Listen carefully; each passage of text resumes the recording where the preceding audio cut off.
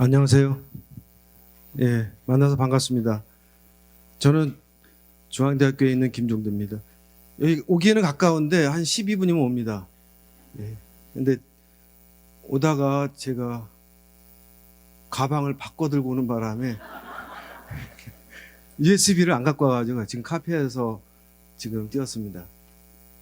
사실은 저는 원래 중앙대학교의 민속학과 교수였는데 민속학과가 폐과가 됐습니다.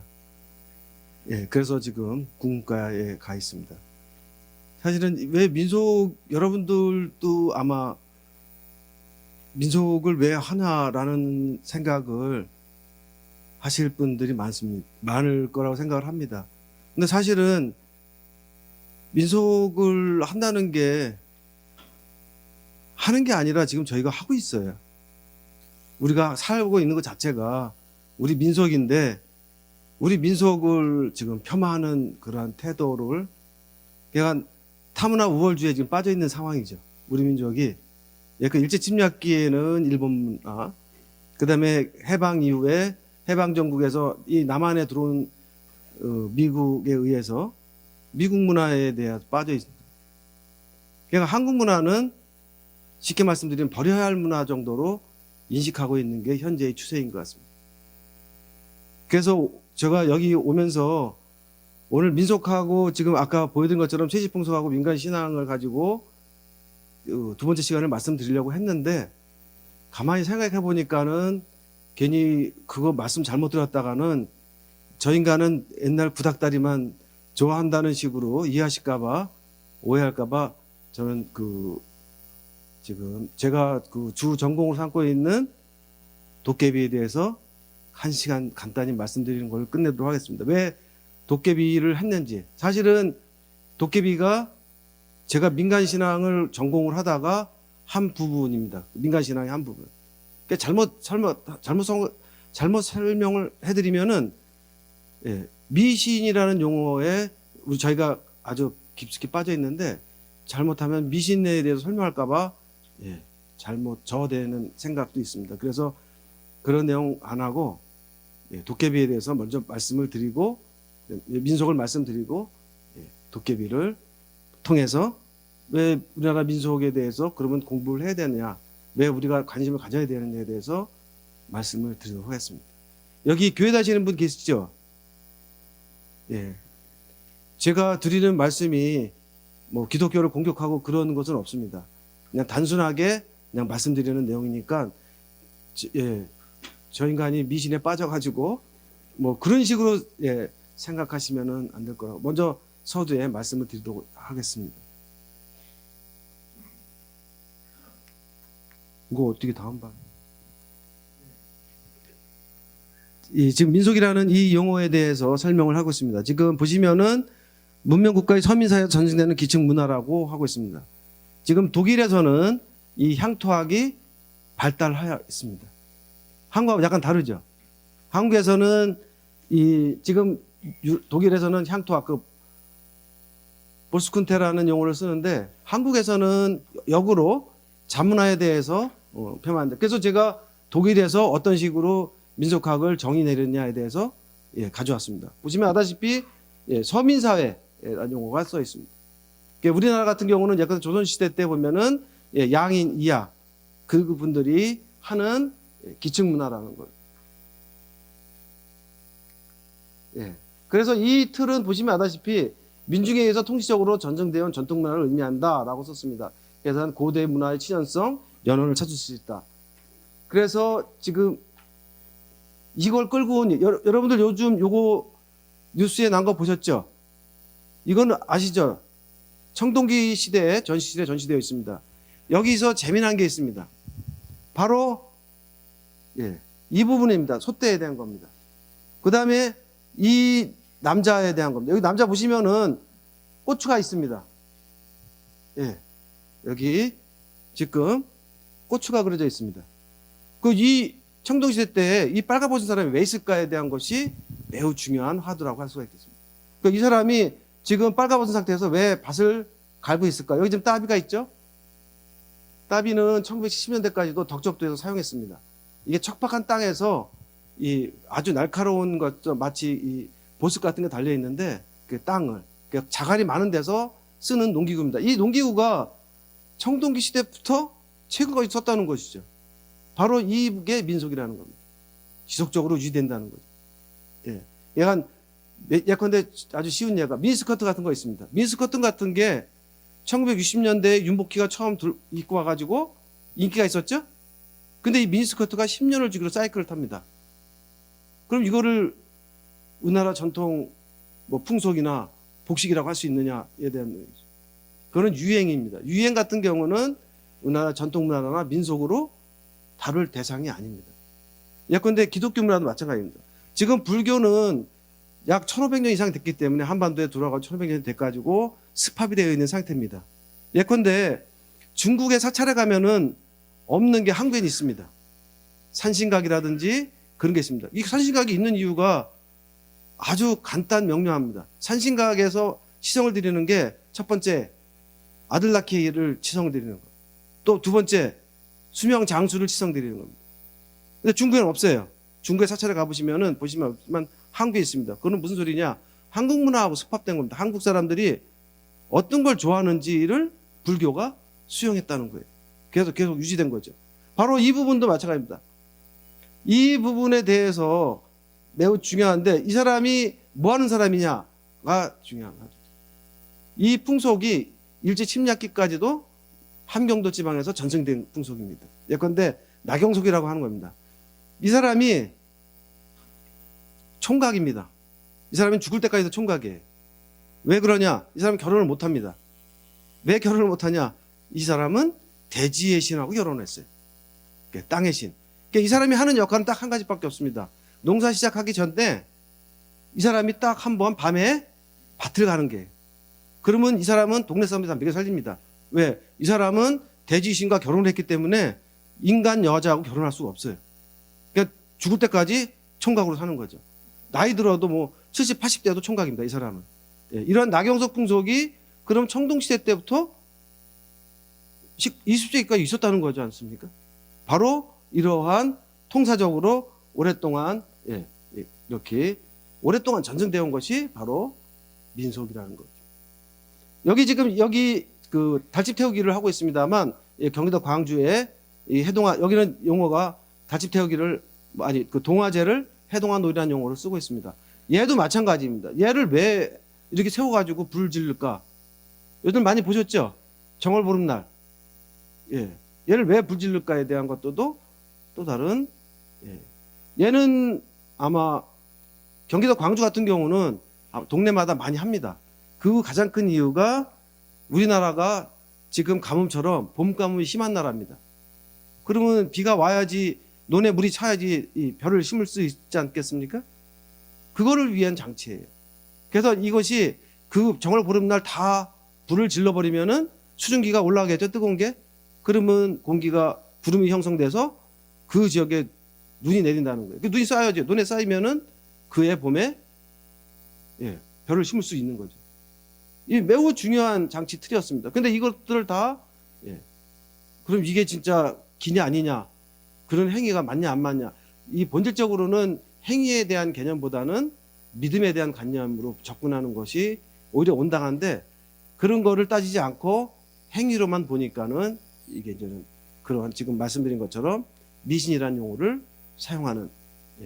그러니까 이거 보시면은 아다시피 민속의 성격에 보시면은 친연성 같은 거 갖고 있고 연연이 어디 있는지, 그 다음에 당도 문화 속에서는 어떠한 모습으로 자리 잡고 전승되고 있는지를 모든 거를 알 수 있다는 것입니다.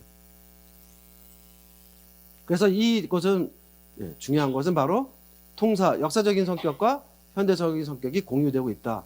그런 점에서 여기 지금 상충문화라는 단어를 썼습니다만 이 상충문화라는 단어가 원래는 조선시대 때의 개념을 뜻하는 겁니다. 조선시대 때의 상충문화는 외국 문화에 대해서 강합니다. 예컨대 주작이 들어오면은 주작을 제일 빨리 수용한 사람이 누구예요? 사대부류죠. 윗사람들입니다.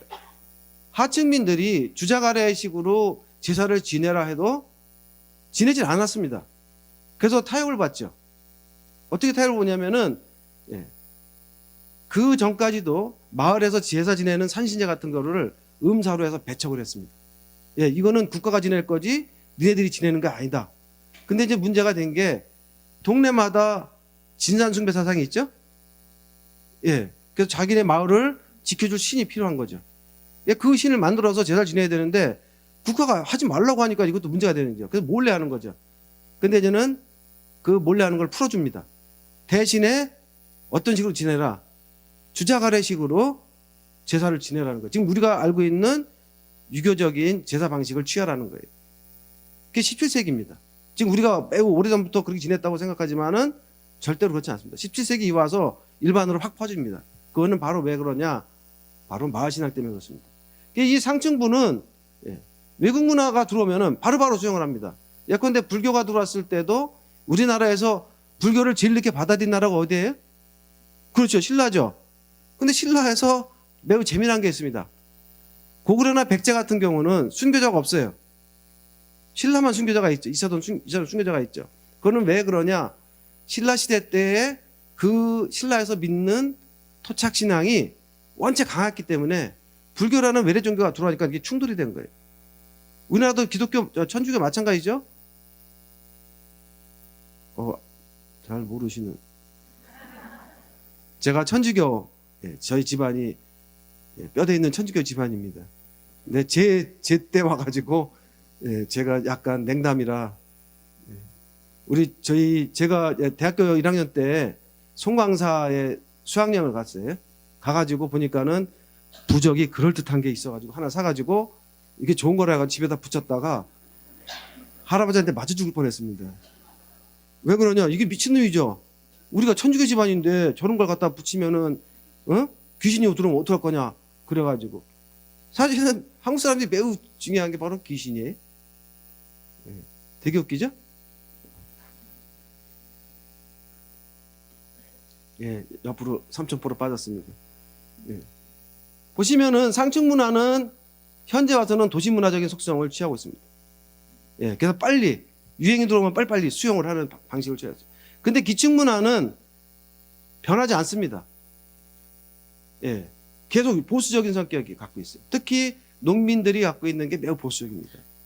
여러분들을 잘 이해하셔야 돼요. 지금은 산업사회가 됐기 때문에 고향이 어디야? 요즘 학생들한테 네 고향 어디야? 하면 서울이라고 다 말합니다.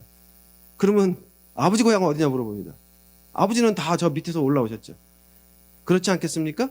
근데 농민들이 바로 그 개념입니다. 농민들 같은 경우는 땅을 근간으로 삼았기 때문에 땅에서 거기서 계속 농사를 지어야 됩니다. 그래서 만약에 고향 하게 되면은 뭐 5대, 10대 살았네 뭐 이런 걸 따지는 거죠. 그게 고향이죠. 서울에서 아버지가 와서 낳았다고 고향은 아닌 거 아니에요. 예. 그래서 매우 보수적인 집단이라는 거예요. 농민들이. 예컨대 아기장수 이야기 아시죠? 모르시는구나. 예. 민속을 많이 보면은 재밌습니다. 저도 동화책을 몇 개 썼지만은 보면 재밌습니다. 아기장수라는 이야기가 우리나라의 전설이 원래는 한 지역을 중심으로 전승됩니다. 그렇죠? 증거가 있어요. 그래서 증거를 가지고 우리 동네에 있는 거기 때문에 저기 부암동에 가면은 부침바위가 있었죠? 부암동이 원래 부침바위예요. 그 부침바위를 한자로 쓴 게 부암동. 근데 부침바위는 거기 중국집이 하나 있었는데 그 내려가는 그 상명대 내려가는 그 길에 거기 바위 덩어리가 부침바위가 엄청 큰 게 있었습니다. 그거 도로 내느라고 깨부셨어요. 근데 이름만 남은 거죠. 부침바위는 없어지고 부암동만 남은 거예요. 이름만. 그 부암동이 거기 부침바위가 얼마나 용했는지 그걸 사람들이 와가지고 다 붙였다는 거예요. 아들 낳으려고. 이해되시죠? 예. 그런 것처럼 그 전설은 그 지명과 관련되어 있습니다. 거기에 위치에. 근데 아기장수 이야기는 그게 아니라 전국적으로 전파됩니다.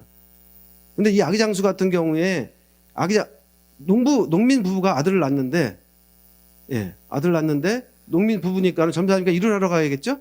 그 애를 어떻게 해요? 새끼줄을 묶어가지고 도망가지 못하게 집에다 매놓습니다. 근데 엄마가 밥하러 참하러 왔다가 방문을 열어보니까는 애가 없는 거예요. 애가 어디 있죠? 마당에 기어나가서. 애가 어디 있죠? 천정에 있죠. 왜? 비늘이 있어요. 겨드랑이. 그건 뭐예요? 용을 상징하는 거죠. 날아다니는 거예요. 걔 어떻게 해요? 지금 왕이 있는데 새로운 자기 자식이 왕이 되려고 나왔으니까 얘를 죽여야겠죠. 걔 누가 죽이냐? 엄마가 죽입니다. 이건 무슨 소리예요? 매우 보수적인 집단인데도 불구하고 변화를 원하지 않아.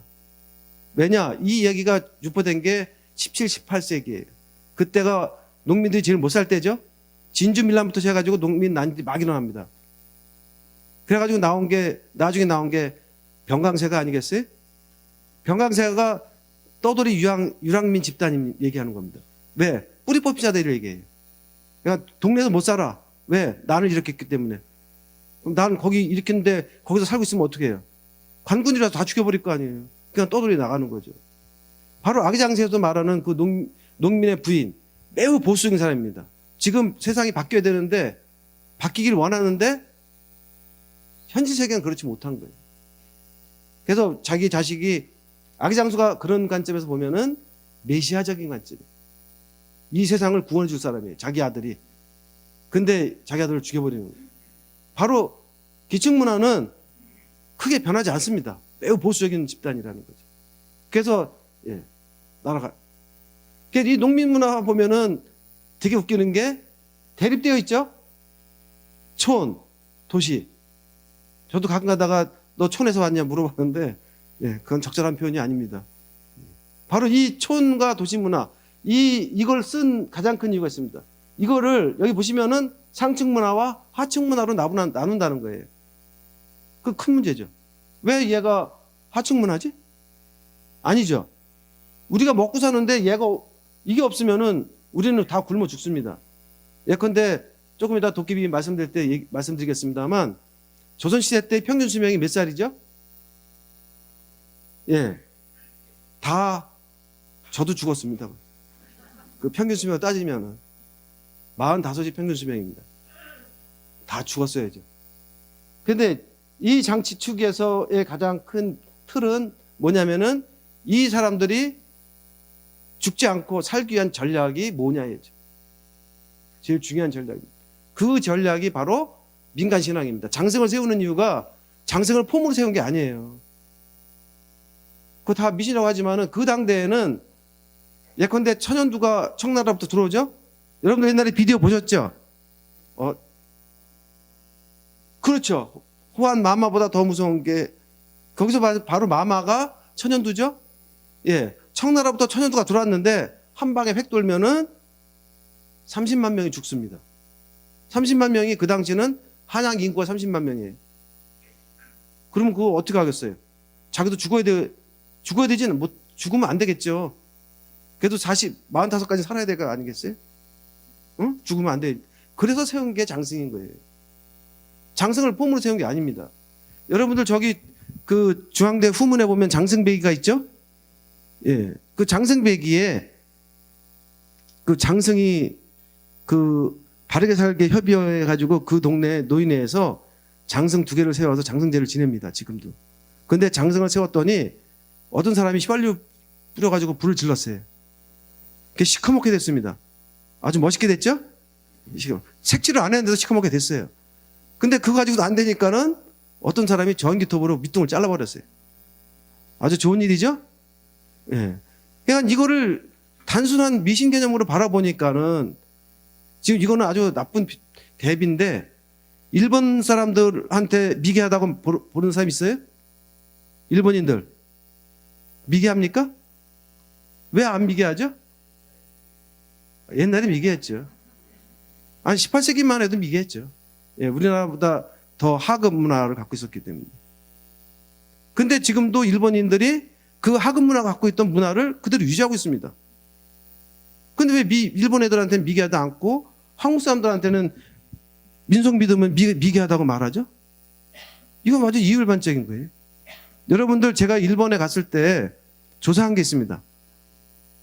맞쓰리. 맞쓰리 말고요. 맞쓰리도 있는데 남군을 숭배해요. 보셨어요? 요코하마에 가면은 미쯔비시 중공업에서 쇳덩어리로 남군을 만들어가지고 거기다 신사에다 복납했습니다. 그럼 미쯔비시 중공업도 미친놈들이고, 거기 다 미친놈들이죠.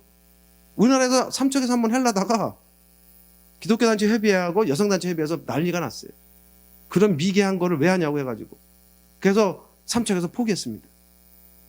일본에서는 지금 남근 맛집이가 세계적인 유명한 맛집이에요. 지금 아까 말씀하신 것처럼 세계적으로 유명합니다. 외국 한 600만 명, 700만 명이 모이는 그 맛집이 할 때. 근데 일본 놈들이 일본 분, 죄송합니다. 제가 이게 버릇이 돼가지고. 그렇죠. 미개하지 않죠. 예. 말이 안 되는 겁니다. 이율 배반적이에요. 그 조선 놈들이 더 미개한가? 이것도 미스테리인 거예요. 그래서 우리가 갖고 있는 이러한 농촌 문화에 대한 이런 믿음들, 도시 문화에 대한 지금 우리나라는 다 도시 문화에 빠져 있습니다. 예컨대 지금 도시에서 생활하는 거 지금 아파트 우리나라 잔뜩 있죠? 아파트 문화의 중요한 틀은 뭐예요? 은밀주의입니다. 개인주의. 여러분들 저 같은 경우는 제가 아침에 출근했다가 한 10시쯤 퇴근하는데 앞집에 누가 사는지 몰라요, 아직도. 근데 어린 놈은 봤어요. 그 국민학교 다니는 애를, 아니, 초등학교죠, 요즘. 습관이 돼가지고. 이 초등학교 다니는 애를 몇 번 봤어요. 아침에 일찍 나갈 때는 가끔가다 만나요, 이렇게. 근데 걔네 부모를 못 만났어요, 아직도. 바로 그건 무슨 소리냐? 아파트가 갖고 있는 장치축은 바로 그런 개인주의와 은밀주의, 그런 거에 빠져 있는 상태입니다. 그러니까 공동체 문화가 일어날 수 없는 상황이 된 거죠. 이 농촌 문화는 바로 그 공동체 문화입니다. 이 집단이 어떻게 하면은 우리가 집단적으로 잘 살 수 있을까가 목표를 하는 거예요. 도시 문화는 나 혼자 개인적으로 돈을 벌어서 잘 먹고 잘 살면 되는 거예요. 완전히 다른 문화입니다. 그러니까 이 지향이 지금 좋다고 가고 있는 거 아니겠어요? 나 혼자 잘 먹고 잘 살자. 그렇죠? 답변을 안 하시네. 바로 이 문화에 대한 지금 치면되어 있는 상태. 이 문화가 서구 문화예요. 바로 개인주의. 기독교 문화가 바로 개인주의 문화입니다. 한국 문화에서의 본질은 이 문화입니다.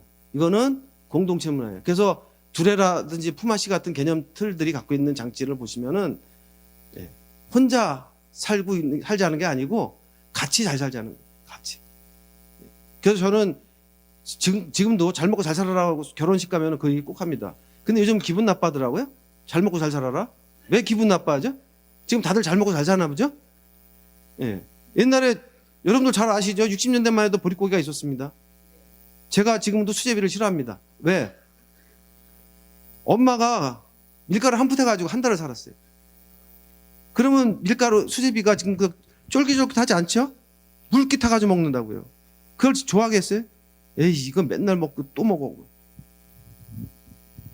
지금 세상이 그렇게 바뀐 지 50년밖에 안 됐습니다. 지금 우리나라에서.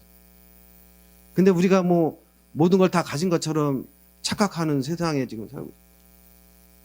이 도시 문화가 쉽게 말씀드리면 중앙박물관에 전시되어 있는 명품들 문화라고 할 수가 있어요. 농촌 문화는. 여기 우리나라 백이민족이라고 하는 말 쓰죠? 왜 백이민족이죠? 중앙박물관에 흰색으로 된 작품 보셨어요?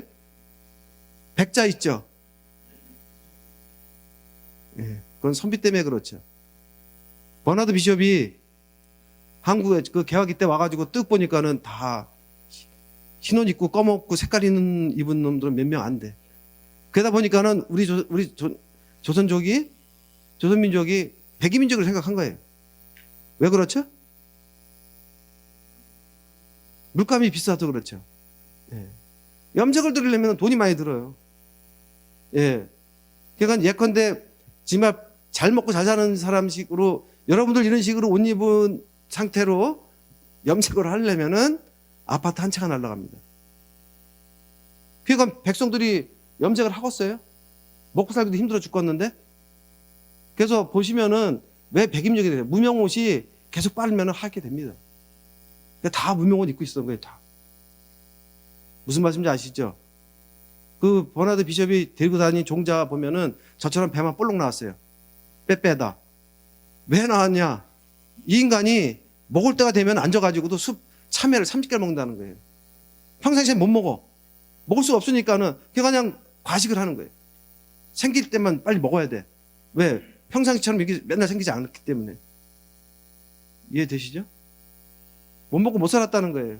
그게 못 먹고 못 사는 게 죄는 아니죠. 그 당대에는 어쩔 수 없었어요. 그러니까 이 사람들이 굶어 죽지 않기 위한 장치로 어떤 장치를 썼느냐. 이게 매우 중요한 포인트라고 볼 수가 있어요. 그게 바로 우리 조상입니다. 여러분들이 뭐 딴 데서 떨어진 거예요? 사이길로? 그건 아니죠? 우리 조상들이 나가지고선 저도 마찬가지고 다들 있는 거 아니겠어요? 예, 이건 민속의 분류인데, 예, 이런 게 있습니다. 여기 지금 보면은 구비문화, 예, 그 다음에 물질문화, 즉, 사역, 민속 간섭, 그 다음에 연행, 예, 민속.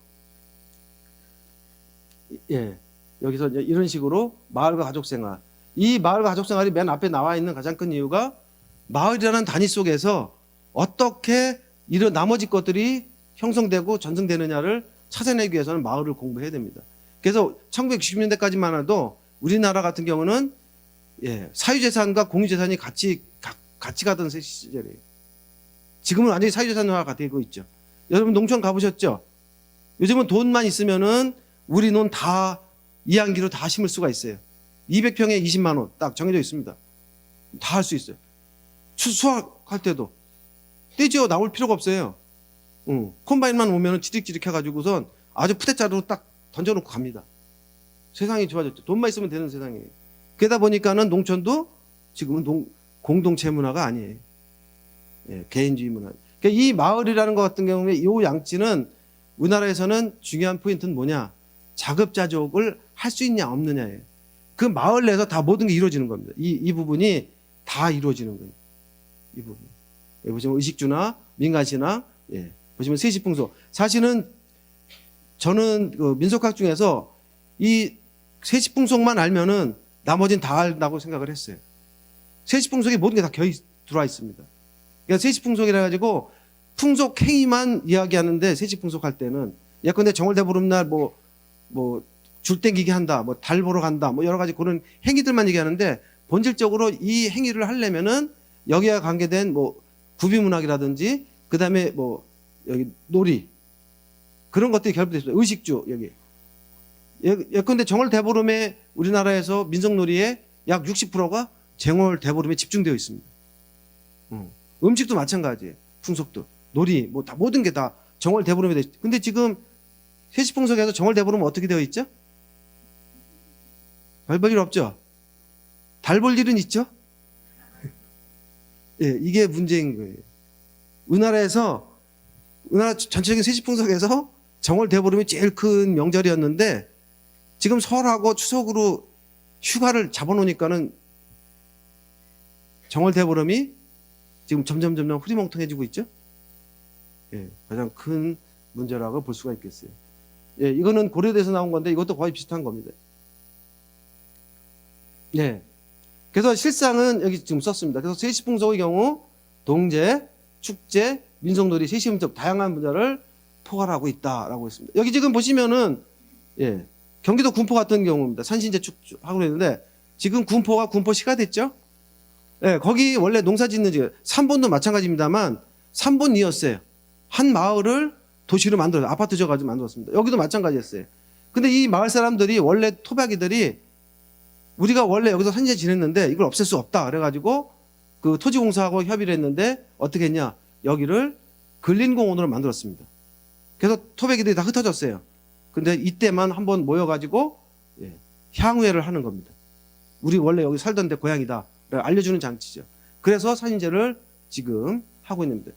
세무리대기 같은 경우는 마찬가지죠. 지금 이 세무리대기도 원래는 이 제사를 지내고 나서 신이 저희가 바친 제물을 잘 받으셨는지 안 받으셨는지 확인해야 될 거 아니겠어요? 그래서 줄땡기기라든지 세무리대기를 하는 겁니다. 그래서 이긴 마을에 신의 뜻이 이긴 마을에 더 가가 있다. 그럼 진 마을은 어떻게 했어요? 농사 망칠 수 없으니까는 그에 더 열심히 하겠죠? 바로 그 장치예요. 그냥 단순하게 줄다리기도 마찬가지입니다. 지금 줄다리기 학교에서 줄다리기 할 때 뭐 2판 3 아니지 3판 2승이죠? 예. 지금 원래 줄다리기도 저기 창녕 영산 여기 줄다리기도 가보시면은 아다시피 한 번 한 10분 정도 하면 끝납니다. 원래는 그런 건 아니에요. 줄다리기는 아주 노는 날입니다. 마시고 놀고, 정월 대보름날 15일날 이걸 다 하고 놀고 진탕 마시고, 16일날은 무슨 날이죠? 네? 16일날 음력으로 1월 16일날이요. 네? 이거 매우 중요한 날인데 푹 쉬는 날이에요. 왜 그러냐? 15일날 진탕 마시고 놀았기 때문에 16일날 놀아야 됩니다. 그래서 뭐라고 했냐면은 그날 귀신의 날이라고 합니다. 그러니까 밖에 나가지 말라는 거예요. 집에서 아예 푹 쉬어라. 왜? 17일부터 일하라는 뜻이에요. 예, 우리 조상들이 아주 지혜로운 조상들입니다. 여기는 지금 수원입니다. 제가 사는 수원인데, 예, 옛날에 장성이 있었습니다. 장성. 그러니까 장성거리였어요. 근데 없어져가지고 새로 만들었습니다. 요즘도 하는지 모르겠어요. 그때 시에서 돈을 줘가지고 행사를 했는데 사람들이, 예, 그냥 행사만 하고 먹는 걸 좋아하기 때문에 그 다음은 관심이 없습니다. 예. 우리나라 민속에서의 그 기본적인 조건은 뭐냐? 첫 번째는 자연적인 조건을 줄 수가 있겠습니다. 지금 여기는 지금 지분 개량을 했죠? 네. 원래 이 지분 개량을 하면은 이 초가집보다 안 좋습니다. 여름에는 덥고 겨울엔 춥죠? 근데 초가집을 하게 되면은 여름엔 시원하고 겨울엔 따뜻합니다. 근데 장점은 있었어요. 예, 불이 많이 안 난다는 거죠. 초가가 있을 때는 이게 왜냐면은 우리나라 굴뚝이 아마 낮습니다. 지붕하고 맞닿아 있어요. 그래서 아궁에서 불을 떼게 되면은 부시가 날아가지고, 예, 불이 나는 경우가 많습니다. 예, 그건 장점인데, 하여튼간에 이걸 걷어가지고, 예. 그래서 보시면은 지금 원래는 여기 지금 시멘트 칠을 했는데 원래는 흙벽이죠. 예, 흙벽으로 해가지고 솔가치를 아니지 옥수수대로 이렇게 해가지고 성기성기 해가지고 보셨어요? 네. 그래가지고 그렇게 만드는 겁니다. 왜 그런 식으로 만들었냐? 일본식 가옥하고 다르죠. 일본식 원래 전태 가옥은 뭘로 만들죠? 나무로 만들죠? 제가 사투리가 나올 뻔했습니다. 제가 경기도 사람인데요. 저희 할머니도 옛날에 낭구라고 말씀하셨습니다. 그러면 표준어죠, 낭구가. 이 나무라는 발음은 어렵습니다. 낭구는 매우 쉬운 발음이에요.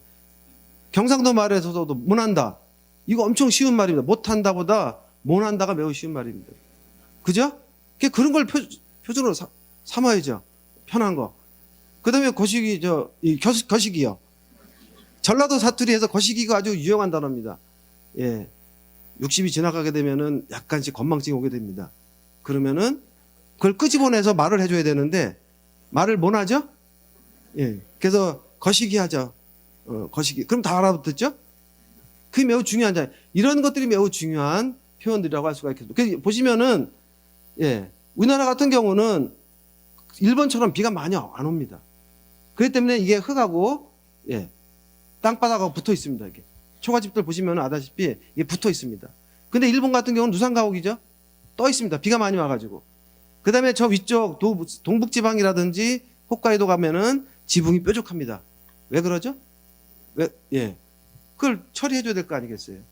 그 다음에 난구로 하는 이유가 지진 나면 죽을까봐 그런 거 아니겠어요? 그렇지 않아요? 난구로. 나무. 난구하니까 못 알아들으시는구나. 예. 그러니까 이러한 가옥 구조에서, 예, 이런 가신신앙이 형성된 겁니다. 네, 보시면 아다시피 엄마 모친들께서 치성. 사실은 이 조항은 아시죠? 모르시는 분이 많구나. 부엌에 있는 주부의 신입니다. 근데 보시면은 아다시피 우리나라 이 신들의 특징이 뭐냐면은 이 할머니가 자기를 위해서 치성을 안 드려요. 누구를 드려요? 지 새끼를 위해서 아니지. 욕이네. 지 자식을 위해서 외지에 나가 있는 자식들을 위해서 치성을 드리는 거 아니겠어요? 완전히. 그래서 지금 돌아가신 민속학자 장중근 선생 같은 경우는 이 조항이 모성애의 상징적인 신앙 형태다라고 봅니다. 자기를 위한 것이 아니, 자기 신을 위한 건데, 자기 신인데 자기 신한테 나 잘 되다고 해야 되는 게 아니라 우리 새끼하고 우리 남편 건강을 잘 살아라, 이거를 치성을 드리는 거라는 거예요. 예. 그다음에 이거 성주 같은 경우는 이거 경기도 지방 겁니다. 경기도 화성 지방 건데 이 성주 같은 경우는 보시면 아다시피 남자의 신이죠. 남자. 그 집안의 대주를 위한 신이에요. 그래서 보시면 여기는 삼신입니다. 여기 보시면은 울진 거예요. 경상 특히 북도 지방에는 이 삼신 신앙이 매우 발달했습니다. 삼신 신앙이 발달한 이유가 뭐죠? 예? 아들 낳으라는 거죠. 지금 중요한 포인트예요. 다른 동네에서는 다 죽었는데 경상북도 지방에서만 아주 쌩쌩이 살아남아 있습니다. 아들 낳아야 된다는 거. 예. 왜 이 양태가 벌어졌냐면은 사실은 아들을 낳는다는 목표는 뭐 때문에예요? 남아선호 사상이에요? 그렇지는 않습니다. 이거는 약간 해석이 잘못됐어요. 남아선호 사상이라는 것 자체가 갖고 있는 것은 유교적인 관념정에서 만들어진 거예요. 사실은 아들을 낳아야지 이 며느리가 아들을 낳아야지 시어머니부터 해방될 수 있습니다. 무슨 말이냐? 쇳대가 내려올 수가 있어요. 그럼 쇳대가 내려오면 시어머니는 뒷방으로 빠지죠. 안방 차지가 된다는 말씀이에요. 아들 낳기가 이게 매우 중요한 장치예요. 그래서 죽자사자 한 거예요. 또 다른 장치가 있습니다. 이 삼신신앙을 하게 된 가장 중요한 게 영아 사망률이 매우 높아요. 저희 할머니 지금 우리 고모분하고 돌아가신 어릴 때 하고 작은 삼촌들 한 3분이 먼저 돌아가셨을 거예요. 어릴 때. 그건 특히 조선시대 때 같은 경우는 영아 사망률이 60%가 넘어갔답니다. 그러니까 지가 힘들어서 난 자식인데 죽어버리면 어떡해? 큰일이죠. 큰일 아니구나. 죽어도 상관없다 이 관점이죠. 지금은 산부인과에 가서 배째 가지고 낳죠? 제왕절개. 그죠? 네로 황제 낳을 때 제왕절개 했죠? 그래서 제왕절개 된 거 아니에요? 시전가요? 전 네로인 줄 알았는데. 예. 그러니까 이 장치, 빨리 사망률이 높아. 그러기 때문에 장치들을 쓴 거예요. 그래서 백일잔치, 금줄 건 거. 그런 문화들 장치가 그래서 만들어진 거예요. 금줄이 걸린 게 며칠 걸리죠? 20하루 걸리죠? 20하루가 걸리는 이유가 어린 놈이 낳았을 때 어느 정도의 저항력을 갖출 수 있는 시점이 바로 그 시점인 거예요. 어떤 사람이 간 걸려가지고 뛰어 왔다. 그러면 걔는 바로 죽는 거죠. 그러길 원하지 않죠. 매우 중요한 장치들인 거예요. 그러니까 우리나라 사람들이 그냥 폼으로, 근데 이제 다만 이거는 아셔야 돼요. 저기 민속박물관에 가보시면은 삼전시를 가보셨어요? 민속박물관 가보신 분? 아니, 이렇게 관심이 없으시구나. 갔다 오셨어요? 근데 손을 안 드시네? 손이 아프셔서 안 드시나? 민속박물관에 삼관에 가보시면은 금줄 걸려 있죠? 아들 낳으면은 뭐 걸죠? 왜요? 고추가 달려서? 딸은요? 왜 딸은 수리씨야? 바늘이에요? 그거는 아니고요. 그래서 설명을 잘 못 하는 거예요. 색깔 때문에 그렇습니다. 색깔 때문에 그래요. 상스러운 색들이에요. 둘 다. 빨간색. 벽사의 색이에요. 그 다음에 청색. 솔까지 색이 청색이잖아요. 바로 그게 여성을 음색이죠. 음색. 빨간색은 양기의 색이에요. 그걸 표시한 거예요. 근데 가면은 고추 달려가지고 고추 걸었다. 그럼 여자는 왜 그걸지? 안 맞잖아요. 남자만 거나 논리적으로 안 맞는 얘기죠? 바로 색깔 때문에 그렇습니다. 그런 장치들이에요. 그래서 이 삼신신앙이 발달할 수밖에 없었어요. 빨리 죽으니까. 지금은 상관없죠. 지금은 다 병원 가죠? 네. 이것도 터주댁입니다. 특히 경기도 지방에서는 터주신들이 많이 모셔졌습니다. 그 다음에 이제는 태음력을 중심으로 한 농경문화. 이 태음력을 중심으로 한 것이 원래는 벼농사권에서 달 문화가 매우 중요합니다. 아시죠? 서양 문화에서 달. 보름달 뜰 때 어떻게 해요? 서양에서. 응? 여러분들 아마 나자류란 영화를 보셨을 거예요. 그 늑대가 보름달이잖아요. 그래서 서양 문화는 보름달 문화가 안 좋은 문화예요. 반문화예요, 반문화. 이 우리나라 같은 변홍사무권에서는 달 문화가 매우 중요한. 그래서 달이 갖고 있는 장치가 뭐예요? 여성성이죠. 달거리 하죠. 달거리라는 용어를 쓴 이유는 달이 모든 여성을 장악한다는, 관장한다는, 여성들의 생산력, 그런 것들 다. 그래서 옛날에 그 애가 태기를 하게 되면, 태기를 하게 되면은 여자가, 그 결혼할 여자가 보름달을 보고 흡인속을 합니다. 달균을 받으려고. 그래서 숨 안 쉬고 달 쳐다보면서 계속 빨아들여요. 왜 그러죠? 애 낳으려고 그런 거죠. 빨리 가서 결혼해가지고 빨리. 매우 중요한 장치입니다. 그래서 달이 갖고 있는 전기를 여자가 받아들여야지 여자의 그 어떤 전기가 높아질 수 있는 거예요. 그래서 쉽게 생각하시면 됩니다. 강강수월래 남자 추는 거 보셨어요? 강강수월래 추석날 치죠? 다 여자만 치잖아요. 그건 무슨 소리냐? 1년 농사하느라고 여자들 기운이 뺏겼어 지금. 일하느라고 힘들어서. 그걸 다시 충전시켜야 될 거 아니겠어요? 네. 안 믿으시는 태도인데. 저게 왜 거짓말하고 있나 그런 표정 되신데. 예. 바로 그걸 받아들이는 장치예요. 그래서 강강수월래는 여자만. 강강수월래 누가 만들었어요? 예. 그럴 줄 알았어요. 이순신 장군이 만들지 않았어요. 여러분들 그 삼국지 위지 동의전에 보면은 한이 어디예요? 마한 진한 변한이죠. 얘가 삼국이 정립되기 이전에 5월과 10월에 남녀가 손을 맞잡고 일어나다 섰다 춤을 췄다 그래요. 그건 무슨 소리겠어요? 그 당대에는 남자 여자 같이 췄다는 거죠. 근데 이게 바뀐 거죠. 어느 시절에. 그러니까 조선시대 때 봐서는 바뀌었는데 특히 이순신 장군이 그걸 이용한 이유는 남자들은 지금 전쟁통에 다 징발 나갔는데 남자가 어디서 춤을 춰요. 여자밖에 없는 거죠. 예, 그것이 정착된 거라고 볼 수 있어요. 제일 유명한 데가 어디예요? 강강수월래. 제주도? 진도죠? 근데 원래 진도권은 원래 해남 겁니다. 예.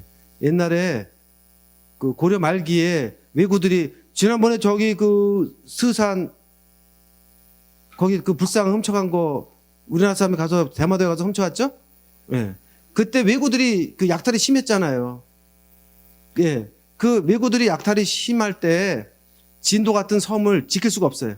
그러다 보니까는 어떻게 하냐? 공도 정책을 씁니다. 섬을 비워요. 육지로 다 소개시킵니다. 그 나중에 그 진도 사람들이 해남 와서 살다가 한 70년 있다가 다시 진도 들어갔어요. 그 진도가 남은 거죠. 근데 국가에서 진도 걸 지정해 버렸네. 해남 걸 지정 안 하고. 그래서 해남은 전라남도 지정이 됐고, 그다음에 진도권은 국가 중요 무형문화재가 지정됐어요. 먼저 지정됐습니다. 그래서 지금 이 장성제 같은 경우도 여기 무감리도 정월 보름에 하고 이 해동안도 정월 보름에 합니다. 그래서 우리나라에서 이 풍속틀이나 모든 것이 중심이 되는 게 바로 정월 보름이라는 걸 알 수 있어요.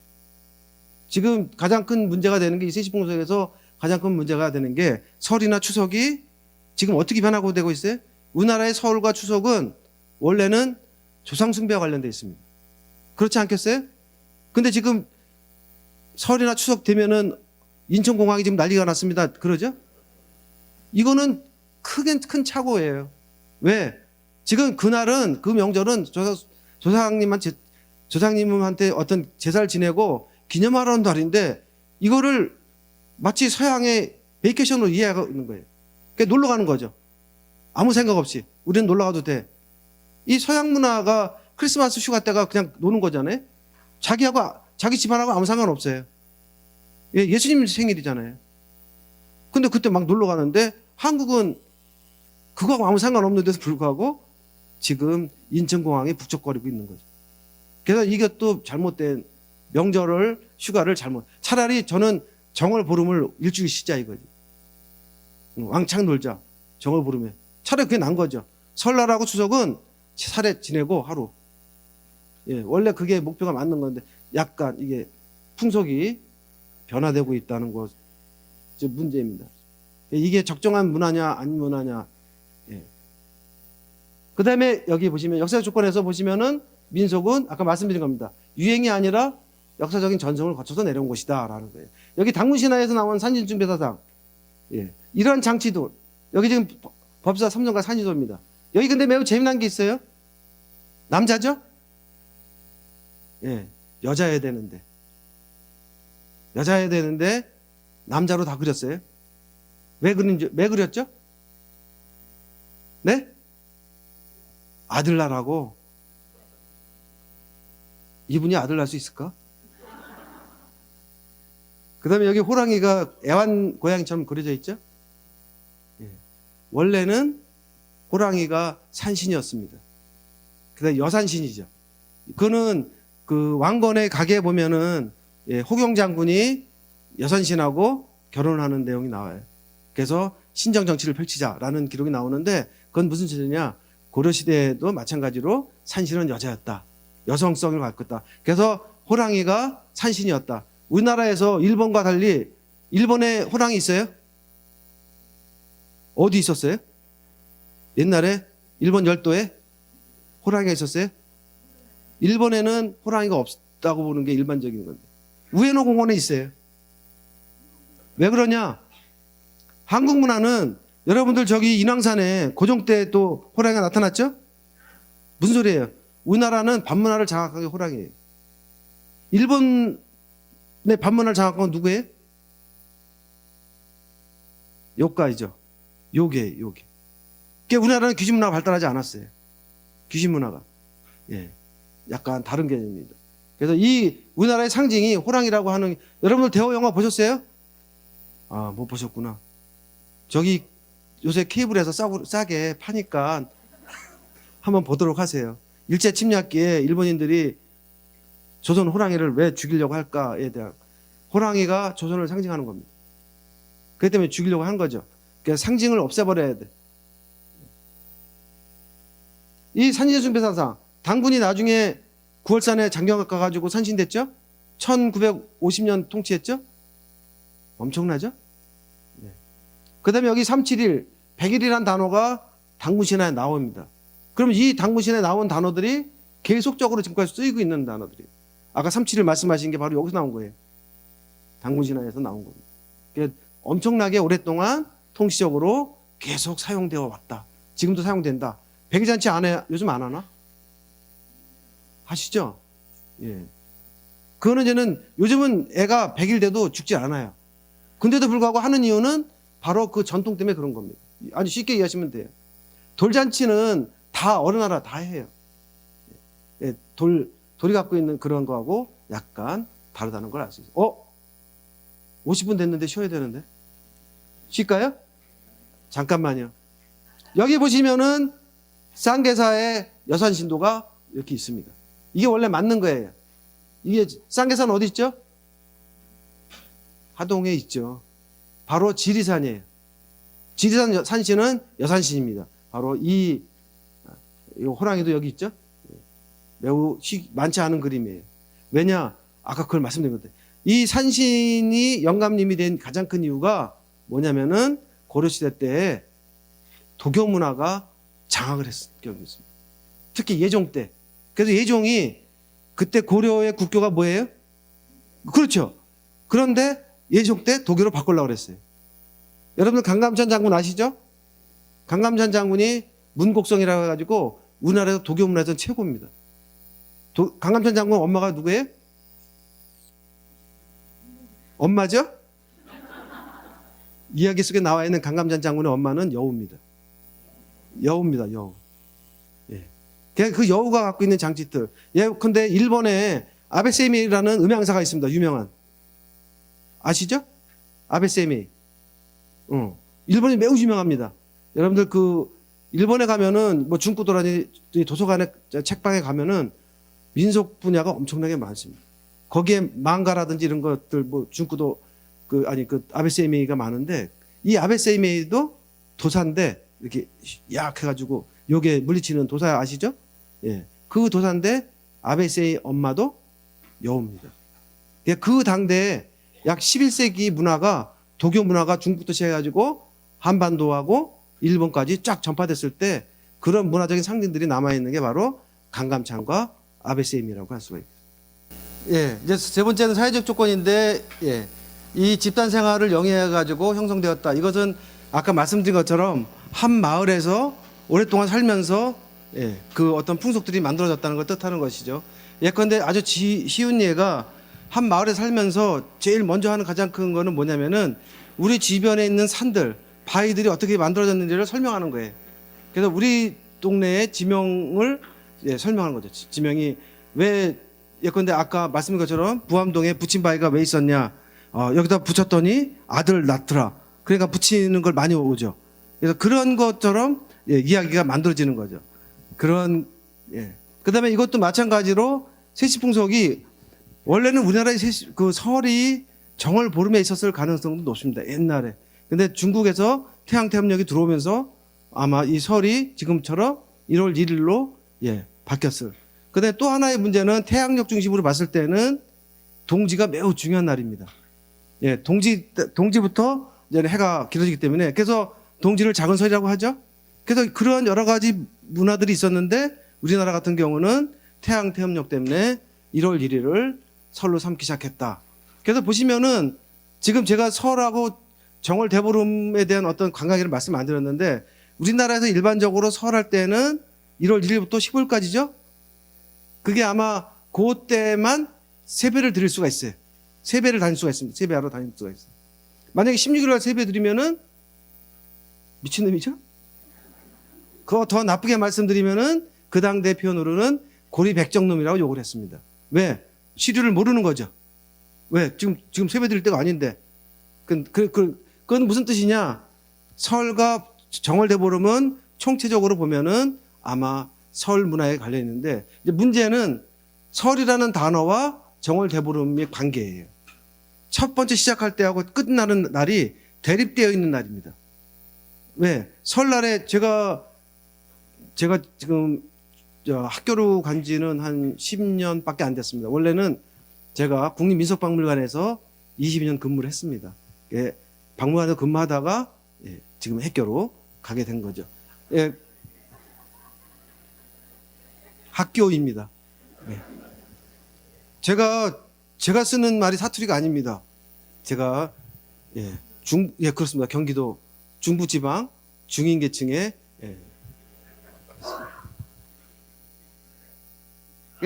이 설 같은 경우는 옛날에 박물관에 있을 때는 가끔 가다가 그 설날이라든지 추석날 아침에 예, 텔레비 한 번씩 나갑니다. 인터뷰하러. 예, 갔는데 그때 가면 설날 가면은 이제 가장 문제가 되는 게 뭐냐? 설날 뭐 하고 놉니까? 예. 그럼 설날 뭐 하고 놀지? 예.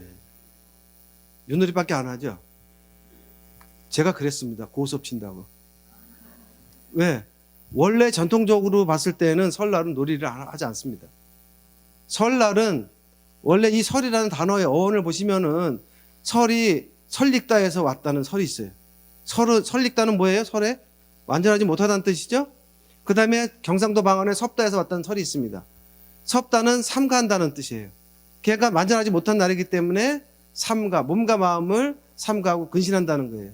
그래서 하는 날이 설날은 한 날은 차례드리고 세배드리고 성묘가는 거예요. 그 다음에 남짓 다니면서 세배드리러 다니는 거죠. 뭘 놀아요? 윷놀이요? 사실은 윷놀이는 아니고 윷점은 칩니다. 윷을 3번 던져가지고 올해 내가 운세가 어땠가를 점치는 거는 해요. 그러니까 설날이 갖고 있는 장치축은 이 어떤 상징성을 갖고 있는 날이라고 볼 수가 있어요. 그러니까 설날의 어떤 행위들, 그것이 1년을 운세를 좌우한다고 봐요. 우리나라 사람들이. 예컨대 설날 아침에 까치 소리를 들었다. 그러면 반가운 손님이 온다고 믿죠? 그 까마귀 소리 들었어. 이건 우환이죠? 누가 죽을라나? 안 좋은 거죠. 그게 바로 설날만 그럽니다. 예컨대 뭐 입춘날 까마귀가 울었어. 무슨 뭐 왜 울어 저게? 근데 설날에 울을 때는 요건 양상이 달라지는 거라. 예컨대 이것도 재미난 건데 설날은 우리나라 전통적인 풍습에 여자와 키 작은 사람은 남의 집 가면 안 됩니다. 재수가 없다고 봐요. 그 집에서 특히 키 작은 사람이 그 집 가면은 그 집의 곡물이 안 자란다고 봐요.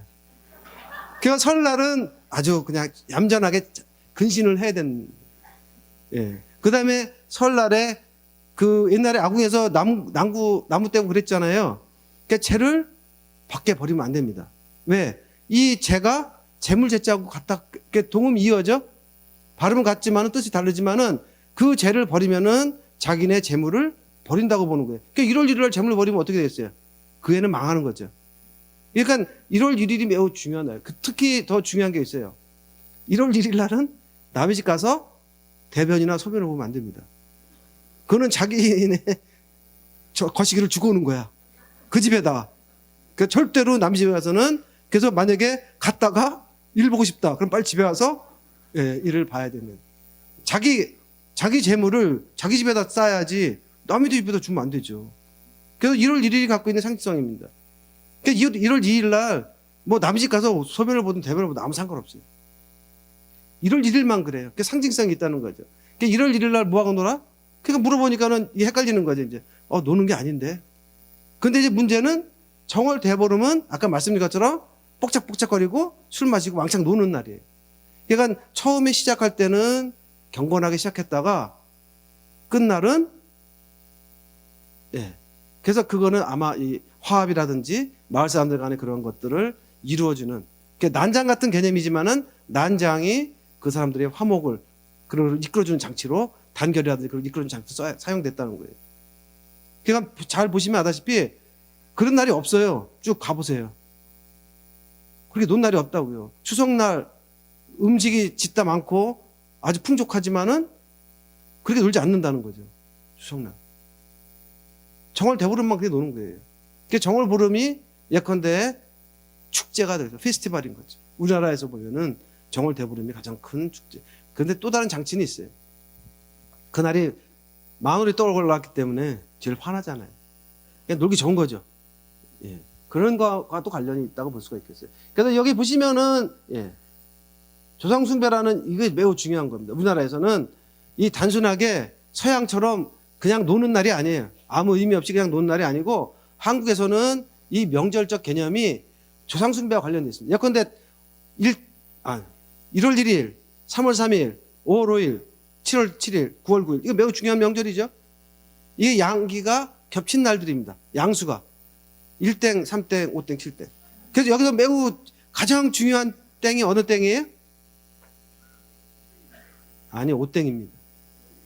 그래서 저는 가끔가다 그 얘기를 하는 게 어떤 말씀이냐면은 1월 1일 날 동해안 정동진 가서 해돋이 보죠? 왜 가죠? 추워 죽겠는데? 갈 필요가 없습니다. 5월 5일 날 가야 돼요. 5월 5일 날 가야지 집안에 우환이 있는 것도 다 해결될 수 있습니다. 왜? 그때가 양기가 가장 강한 날이기 때문에 그래요. 우리 조상들이 그렇게 믿은 거예요. 5월 5일 날 단오 때가 가장 중요한 날이라고 봤어요. 이해되시죠? 그러니까 이것이 문화적으로 달라요. 그러니까 서양 문화하고 지금 우리나라는 지금 아까 제가 서두에 그래서 말씀드린 거예요. 지금 서양 문화를 쫓아가려고 하는데 왜 쫓아가려고 하느냐 이거죠. 쫓아갈 이유가 없는 거예요 지금. 수수깡이죠? 우리 민족이 수수깡이라고 하죠. 냄비 근성이라는 용어를 쓰는데 그거 아주 안 좋은 용어입니다. 왜 우리 민족이 냄비요? 그거 아주 부적절한 용어입니다. 사실은 아까 말씀드렸죠. 우리 민족이 갖고 있는 그 중요한 틀 매우 보수적이기 때문에 크게 변하지 않아요. 계속 유지돼서 나갑니다. 근데 요즘 와서 그렇게 된 거지. 원래 우리 민족성이 아니에요. 그게는 약간 다르죠. 그래서 여하튼 이러한 것들 자체에 대해 만들어진 것이 보시면 아다시피 이게 가능해야 됩니다.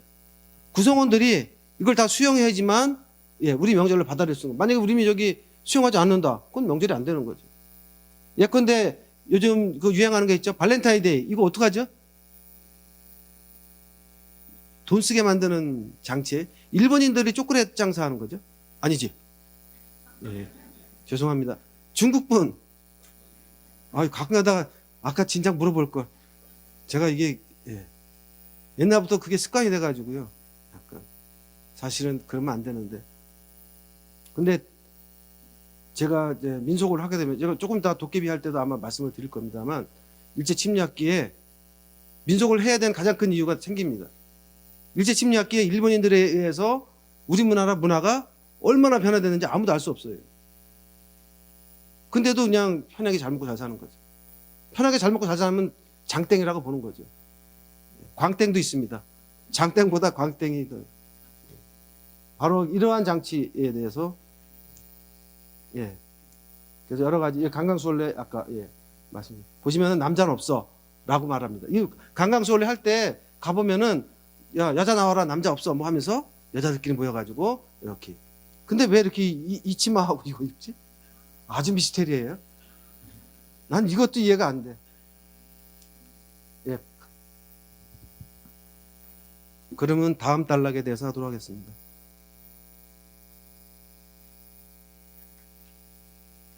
여기 보시면은 무속, 장승, 소떼 여러 가지가 있습니다. 그래서 오늘은 도깨비만. 도깨비가 아주 불쌍한 놈입니다. 왜 이 상황이 벌어졌냐? 도깨비가 일제 침략기에 얘의 본 모습을 잊어버렸어요. 일제 침략기를 거치면서 얘가 어떤 놈인지 우리 민족들이 어떻게 만들었는지 알 수 없게 만들어 버렸어요. 그걸 여러분들 쉽게 이해하시면 돼요. 여러분들 여의도의 선착장에 가보시면은 왜 소리가 커졌지?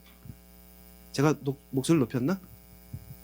근데 원래 이게 마이크가 제가 익숙하지 않습니다. 여러분들 잘 아시죠? 이 마이크 어디서 잡죠? 노래방에서 잡죠. 저는 마이크 노래방에서 안 들리는 느낌. 일제 침략기에 얘가 왜 이렇게 변화됐는가에 대한 거죠. 사실은 저는 이 도깨비를 1984년도에 민속박물관 처음 갔을 때 조사 간 데가 있었습니다. 저기 전라북도 부안군 위도면 아시죠? 모르시는구나. 칠산어장의 중심입니다. 옛날 조기잡이권에서 그래서 원래 영광군하고 위도를 맞바꿨습니다. 원래 위도가 전라남도 땅이고 영광군이 전라북도 땅이었습니다. 그 영광군하고 서함을 맞바꾼 거예요. 얼마나 경제권이 컸겠어요. 영광보다 더 큰 거죠. 근데 지금은 그냥 섬이지만 옛날에는 엄청났죠. 거기 조사 갔는데 그때 제가 청춘이었습니다. 28인가? 아주 어렸을 때였습니다. 그때 갔는데 이빨 빠진 이복동 할아버지가 그분이 그때 74이셨는데 기억력이 엄청나신 분이었어요. 그 이분을 제가 미녀 조사를 했습니다. 상해소리를 그렇게 잘해요. 상해소리 조사 갔는데 이제 이분이 막 하다가 이제 힘드시니까 이제 쉬어. 그래서 막걸리 한 잔 먹고 뭐 그만하시고 이제는 여기 동네에 재미난 얘기 없으세요? 그때 이 영감님이 도깨비 이야기를 하겠습니다. 듣지 못한 얘기를 한 거예요. 그러면 그게 아닌 것 같은데요? 라고 했습니다. 그랬더니 무슨 소리야? 근데 이제 제일 중요한 포인트를 제가 그때 잊어먹었어요. 이분이 학교를 다녔냐 안 다녔냐 따졌어야 되는데 학교를 다닌 분들은 저희가 말하는 도깨비 이야기를 합니다. 근데 학교를 안 다닌 분들은 이런 얘기를 안 합니다. 약간 다르게 얘기한다는 거죠. 그러면 도깨비의 본질은 뭐지? 라고 한 거죠. 여기에 지금 도깨비 그림이 있습니다. 우리나라에서 도깨비 그려진 건 이거 하나밖에 없어요. 소치 그림입니다. 2007년인가 9년에 광주박물관에서 소치 200년 전을 했습니다. 전시회. 그때 나왔는데 아무도 몰랐어요. 얘가 뭔지. 여기 보시면은 기와전도라고 되어 있죠? 도깨비 불이 앞을 인도했다는 거예요. 이 사람이 채 씨라는 사람인데 효자입니다. 효자. 집에 제살 지르러 가야 되는데 지금 날은 비가 안 오죠? 비가 오고 아주 난리가 났어요. 근데 고개를 넘어가야 되는데 무서워서 못 넘어가는 거예요. 왜? 호랑이한테 잡혀먹을까 봐. 근데 그때 나타나서 이 사람이 효자이기 때문에 도깨비가 나타나서 인도했다고. 보시면은 뿔 나 있어요? 다리가 병신이 아니죠? 이게 그 당대에 18세기의 도깨비의 19세기의 도깨비의 모습이었던 거예요. 지금 우리가 알고 있는 거하고 다른 얘기죠. 근데 얘가 왜 바뀌었냐가 이제 문제가 오늘 말씀드릴 거예요. 민속을 하려는 이유도 우리 것이 무엇인가를 찾아내기 위한 전략이라고 할 수 있어요. 우리가 그냥 저런 거 왜 해? 할 수도 있어요. 없습니다. 치우천왕은 한단고기에 나오는 얘기죠. 걔가 도깨비인지 아닌지 어떻게 알 수 있을까요?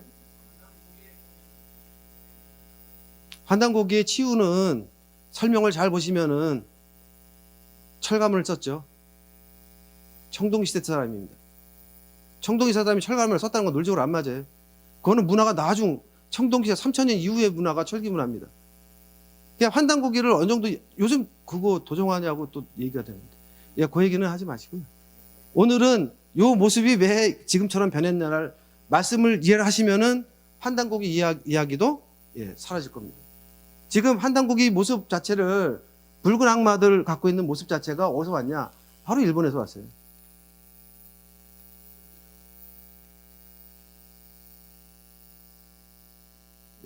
이거부터 먼저 말씀드리는 게 좋을 것 같은 생각이 드네요.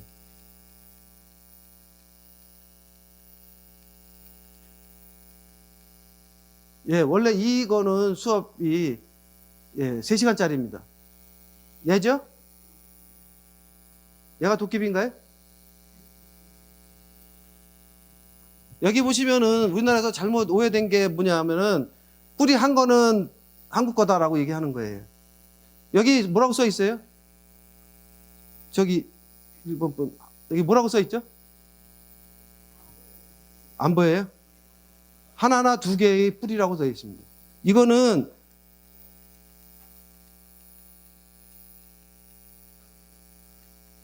여기 이건 1944년도 국어독본입니다. 우리나라에서 나온 국어독본. 여기 보시면은 얘는 둘이죠? 얘 하나죠? 얘도 둘이죠? 왜 한 개는 한국 도깨비고 두 개는 일본 오니야? 말이 안 되는 얘기입니다. 그래서 그 이후로 지금 이 상태가 된 거예요. 다 한국 교과서에, 지금은 교과서에서 얘가 없어졌습니다. 이거 하는데 20년 걸렸습니다. 이 그림 없애자 해가는데. 여기 보시면은 재미난 그림이 있습니다. 여기 보면은 색색이죠? 오니가 색색입니다. 오니가.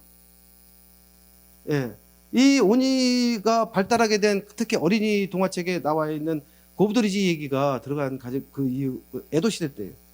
에도 시대 때의 문화의 특징은 무엇인지 아시죠? 학종이 접기예요. 학접기. 색종이 문화예요. 이거 좋은 얘기가. 빨강종이 줄까, 파랑종이 줄까, 애님. 옛날 그 여름에 푸세식 화장실 가서 일 보다가 손이 씩 나오면서 빨강종이가 파랑종이가 들어보셨죠? 이거 안 들어보신 분, 안 들어봤으면은 아마 한국 사람 아닐 거예요. 일본 문화예요. 일제 침략기에 일본인 교사들이 한국에 와서 가르친 거예요. 이 화장실 문화는 원래는 갑바 문화와 관련되어 있습니다. 갑바. 아까 보셨죠? 갑바? 얘 앞으로 갔네? 이놈이에요, 이놈. 갑바예요. 물속에 사는 어린 놈이에요. 여기 보시면 얘 머리통에 위에 여기 파란 게 있죠? 보이시죠? 물이에요. 머리통이 여기 접시같이 생겼어요.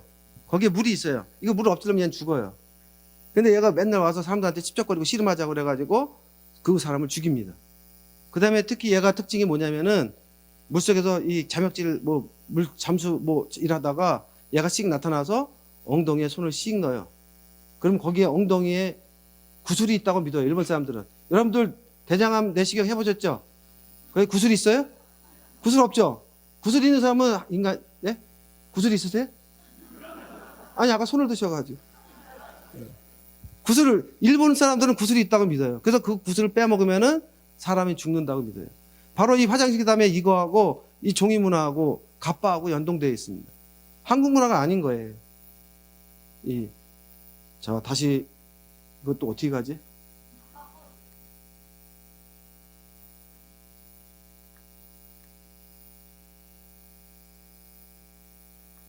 도로 거꾸로 갔네? 이거 할 줄 모르. 도로 가고 있습니다.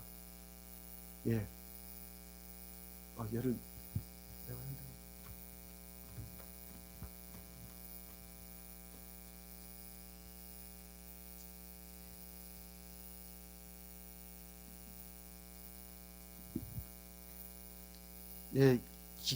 기계에 민감하지 못해서요. 죄송합니다. 그럼 문제는 도깨비는 그럼 어디에 속하는 놈이냐가 이제 문제. 여기냐, 여기냐. 여러분은 어디 속한다고 믿으세요? 귀요? 이거 되게 재미난 게 중국에서는 귀신하면은 신을 뜻해요. 한국에서 귀신하면 귀를 떡대요. 중국하고 약간 개념이 다릅니다. 그래서 이 중국 귀신책을 보면은 다 신만 잔뜩 있어요. 우리나라 귀신하면은 뭐 이 처녀 귀신부터 해가지고 나타나죠. 예. 이 귀신이라는 용어에 대해서 이게 매우 어려운 얘기입니다. 귀신에서 근데 가장 쉽게 설명한 게 김시습이라는 분이에요. 김시습의 금오신화에 보면은 귀신에 대해서 어떻게 설명했냐? 아주 간단 명료합니다. 귀신은 사람이 죽어야 된다. 그래서 양기가 강해서 신들이 사람들한테 모심의 대상이 되면 신이 되고, 음기가 강해서 떠돌면 귀가 된다고 되어 있어요. 근데 도깨비는 여기에 속하는 놈이 아니에요. 그럼 요괴냐 이거죠. 요괴는 아까 말씀드린 것처럼 일본에서 만들어진 어떤 그 영락한 존재들이에요. 신에서 떨어진 존재들. 근데 이제 이 요괴 문화가 발달한 게, 일본 같은 경우는 불꽃놀이를 일본은 여름에 합니다. 그죠? 예, 한국은 일본 불꽃놀이 언제 하죠? 원래는 춘절에 예, 중국처럼 설날에 해야 됩니다. 그래서 푹쭉 터뜨려가지고 귀신을 쫓는 행위예요. 일본에 여름에 하는 이유가 뭐겠어요? 여름에 귀신이 많이 나니까, 요괴가 많이 나니까 그거 아니에요? 예? 왜? 그럼 언제예요? 그냥 보고 멋있어서 하는 건가요? 에도 시대 때도 나오는데. 네. 여하튼 예, 이 도깨비는 그러면은 귀신도 아니고 요괴도 아니라는 거죠. 그러니까 도깨비라는 용어는 뭐 예컨대 일본 도깨비, 중국 도깨비라는 용어를 쓰면 안 됩니다. 왜? 도깨비는 한국에서 나타난 한국놈인 거예요. 순수한 순수혈통 한국놈이. 예, 여기 나와 있습니다. 이 한글로 나와 있는 기록은 여기가 처음입니다. 석포상절이죠. 석포상절은 잘 아시죠? 세종대왕이 수양대군한테 명해서 불경을 언해한 책입니다. 여기 보시면은 예, 도깨비청에서 복을 빌어 목숨 기로자 하다가 어쩌고 저쩌고해서 나중에는 횡사해가지고 예, 지옥 간다고 되어 있어요. 그럼 무슨 소리예요? 도깨비 믿지 말라는 소리겠죠? 부처님 믿어라예요. 그건 무슨 뜻이냐? 도깨비를 많이 믿었다는 뜻이겠죠. 왜 많이 믿었겠어요? 이 두 가지 개념입니다. 복, 그 다음에 목숨. 그건 무슨 뜻이에요? 그 당대의 민중들은 못 먹고 빨리 죽었다는 뜻이죠. 그래서 인간의 가장 욕망하는 게 뭐예요? 잘 먹고 오래 살자 이거죠. 그죠? 예. 그래서 그때 당대의 민중들이 다 도깨비를 믿었다. 돛 플러스 아비의 합성어입니다. 지금 보시면은 아비라는 것은 남자를 뜻해요. 그럼 무슨 뜻이겠어요? 도깨비는 남자인 거예요. 남성어입니다. 도깨비는. 근데 만약에 여자 도깨비 하면 어떻게 되죠? 음악이 나왔는데 도깨비가 지금 등장하려나 봅니다. 이거는 매우 중요한 건데, 도깨비가 등장하는 시그널 같은데, 여러분들이 나중에 도깨비 만나시면은 돈을 많이 갖다 줄 거예요. 아니, 만날 수도 있으니까. 예, 미리 지식으로 알아두시는. 그 도깨비 가져다 둔 돈은 모아놓으시면 안 됩니다. 은행에 갖다 놔도 안 돼요. 숫자가 바뀔 수도 있어요. 무조건 땅 사시는 게 최고입니다. 이거는 매우 중요한 장치예요. 우리나라 사람들이 제일 욕망하는 게 바로 땅 사기예요. 무슨 말씀인지 아시죠? 예. 도깨비에 투사된 거예요. 예, 쉽게 하시면 됩니다. 그래서 거시기, 그래서 도시 갖고 있는 뜻은 불이나 씨앗, 그러니까 불이나 씨처럼, 이건 무슨 뜻이냐면은, 요즘은 안 그렇습니다만 새집 집들이 할 때 옛날에는 성냥이나 초를 사갔죠? 바로 그걸 이해하시면 돼요. 그 집에 가서 재산이 확 부르란 뜻이에요. 바로 도깨비가 그런 놈이라는 거죠. 그래서 벼락부자 될 때 도깨비 만났냐 그런 이유가 바로 그 부분입니다. 도깨비 만나서 떼돈을 벌었냐는 뜻이죠. 근데 또 쓸 때가 있습니다. 쫄딱 망할 때. 쫄딱 망할 때도 도깨비 만났냐 그렇습니다. 왜냐? 도깨비가 변덕이 심한 놈입니다. 그러니까는 꾸준히 잘해줘야 돼. 우리나라 사람들이 특징이 있죠? 처음에 잘해줬다가 떼돈을 벌게 되면은 내 덕이라고 생각하죠? 이제 남의 덕은 필요 없어. 속담에도 그거 있잖아요. 잘 되면 내 덕, 못 되면 조상 탓하는 거잖아요. 아주 안 좋은 태도예요. 예. 그래서 아마 이 당대에는 이렇게 도깨비를 믿은 것을 보시면은 아마 신적인 존재로서 아마 자리하고 있었던 것이 아닐까라고 생각을 해요. 근데 이것이 점점 시대가 떨어지면서 다른 속성을 갖게 됩니다. 이게. 왜 그러냐면은 아까 말씀드린 거예요. 우리나라에서는 귀신 문화가 발달하지 않았어요. 예컨대 아까 제가 할아버님 말씀드렸죠? 만약에 집에다가 귀신 그림 그려놓고 있으면은 큰일 나죠. 일본 사람들하고 달라요. 일본 사람들은 요괴 그림이 무지하게 많습니다. 백기야인 그림들. 근데 한국은 절대로 안 그립니다. 그랬다간 귀신 와서 해코지하면 어떡해? 라는 게 제일 무서운 거예요. 요즘 도시계단 같은 경우 보시면은 한 아파트 내에서 싼 아파트가 있죠? 그러면 사람들 들어가나요? 싼 아파트 있으면 한 동에서 안 들어가죠? 그 이유가 뭐죠? 이 아파트가 왜 쌀까를 고민하기 시작하죠? 그 중에서 가장 중요한 게 뭐냐? 이 아파트에서 누가 죽었는 거 아닌가라고 생각하는 거예요. 왜? 죽으면은 나중에 귀신 돼서 나타나면 어떻게 할까? 한국 사람이 갖고 있는 생각이에요. 기본적인 생각. 그러니까는 싼데 이상한데 싸서 좋아가 아니고 싸면은 왜 뭐가 있는 것 같아 라고 생각하는 거죠. 약간 다른 개념으로 이해를 하시면 되겠어요. 제가 안 했습니다. 예. 그래서 이제 도깨비를 그래서 아까 이복동 할아버지 때문에 조사를 하기 시작했는데 대개 이 도깨비 이야기가 제일 많이 나온 데가 어디냐? 서해안입니다. 이거는 갯벌 문화와 관련되어 있습니다. 동해안은 안 나타나요. 동해안은 갯벌이 없기 때문에 안 나타납니다. 그래서 서해안하고 남해안 좀 부분적으로 이렇게 전라도 쪽에서만 나타나는 게 큰 특징입니다. 이 조사했을 때 그분들이 말씀하신 거예요. 예. 처음에 갔을 때 소학교 다니셨어요? 물어보는 거죠. 소학교 안 다녔다 그러면은 도깨비 어떻게 생겼어요? 이제 물어보기 시작해요. 이런 놈이에요. 보시면 아다시피 키 큰 놈이에요. 덩치가 좋은 놈입니다. 덩치가 좋은 얘기는 바로 얘 때문에 그래요. 여기 특징이 나와 있습니다. 첫 번째, 재물을 가져다 넣는 능력. 신통한 도구 뭐 방망이라든지 그런 거 사용하는 거. 그 다음에 여기 보시면은 술, 고기, 여자를 좋아한다는 거예요. 예. 그 다음에 씨름하기와 놀기를 좋아한다. 이걸 보시면은 아다시피 남성의 희망사항이에요. 그건 무슨 소리냐? 도깨비한테 남성들의 희망사항을 다 넣어버린 거예요. 근데 여기도 마찬가지죠. 순진하기 때문에 사람들이 희롱당한다. 특히 여자한테 희롱을 당해요. 아주 순진한. 예. 이거 보시면은 남자들의 어떤 성격을 잘 보여주는 거죠. 예. 그 다음에 서해안에서는 아까 말씀드린 것처럼 도깨비가 갯벌에 산다고 믿는데 물이 빠질 때 뽕뽕 소리가 납니다. 그럴 때 도깨비가 걸어간다고 믿어요. 특히 신안 쪽에서는 도깨비는 내장이 없다고 그래요. 그래서 먹으면은 쇽 빠진다. 내장이 없기 때문에 쇽 빠진다고. 예.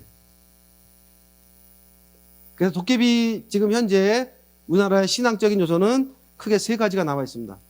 풍어신격, 그 다음에 돌림병, 진도 같은 데가 매우 좋은 사례인데 돌림병 가져다주는 독귀신, 그 다음에 화재를 일으키는 귀신, 이런 식으로 도깨비에 대한 고사들이 세 개가 현재 남아 있습니다. 걔가 아까 말씀드린 석고상절할 내용하고는 약간 변화되어 있던 걸 알 수가 있죠. 특히 여기 보시면은 돌림병을 가져다 역신적인 존재로 나타나는 게 약간 특징적이라고 할 수 있습니다. 그 다음에 이 화재를 일으키는 것은 주로 전라북도 산간마을인데 도깨비 불과 관련되어 있습니다. 그래서 도깨비 불 때문에 불이 난다라고. 예. 지금 도깨비 이야기들을 나와 있는데 이 이야기 중에서 더 중요한 거는 뭐냐면은 아까 말씀드린 것처럼 참 말씀드리려고 그냥 갔네.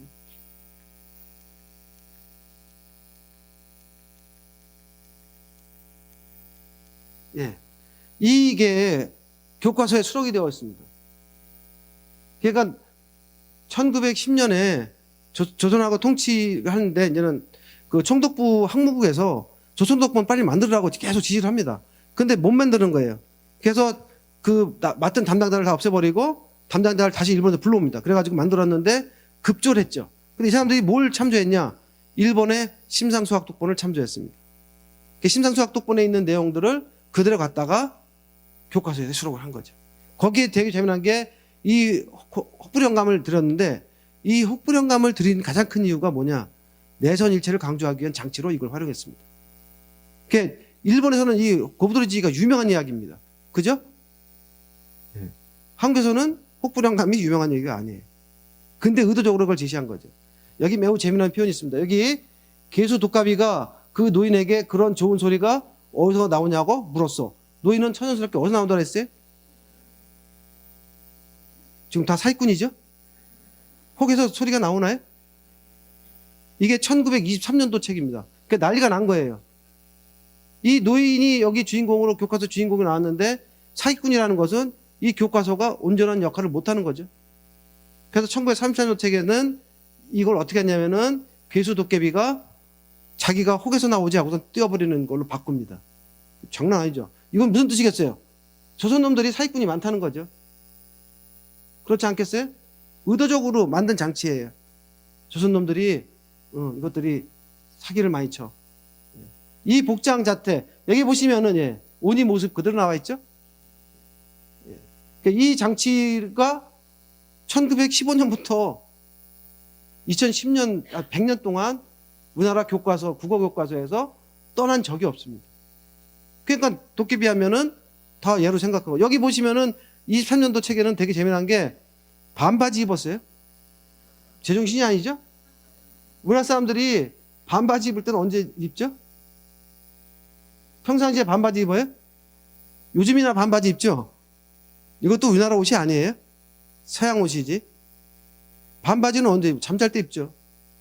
그럼 얘놈은 잠자야 되는데 왜 나타나고 거시기 하지? 그렇죠?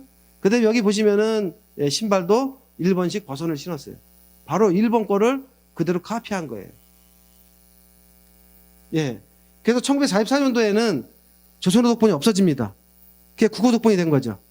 조선총독본이 난 건데, 왜냐? 그땐 조선을 못 쓰겠기 때문에, 보시면은, 이제는 아주 그냥, 그대로 나타나.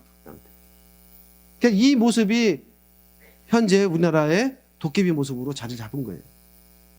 제가 이거 말고도 그 혹부령감담이 과연 우리나라 이야기인가 아닌가에 대해서 논문을 쓴 적도 있습니다. 그 내용은 여기서 말씀드릴 건 아니고요. 그러다 보니까는 일본인들이 내선이철을 주장하기 위해서 이거를 의도적으로 많이 활용했다는 거예요. 혹부령감 얘기를. 아주, 그러니까 마치 애들한테 가서 물어보세요. 여의도 선착장에 가면은 매점에서 파는 게 뭔지 아시죠? 야광 도깨비 방망이 팔아요? 일본인들이 제일 좋아하죠? 저걸 여기서 왜 팔지? 맥락이 없잖아요. 선착장에서 왜 야광으로 된 방망이를 팔지? 어린 놈들이 좋아하는 건 미스테리죠? 그건 우리나라에서는 교과서 때문에 그런 거예요. 교과서 때문에. 근데 일본인들은 모르죠. 저걸 왜 여기서 파는지. 아주 좋아하는 거라고 볼 수가 있어요.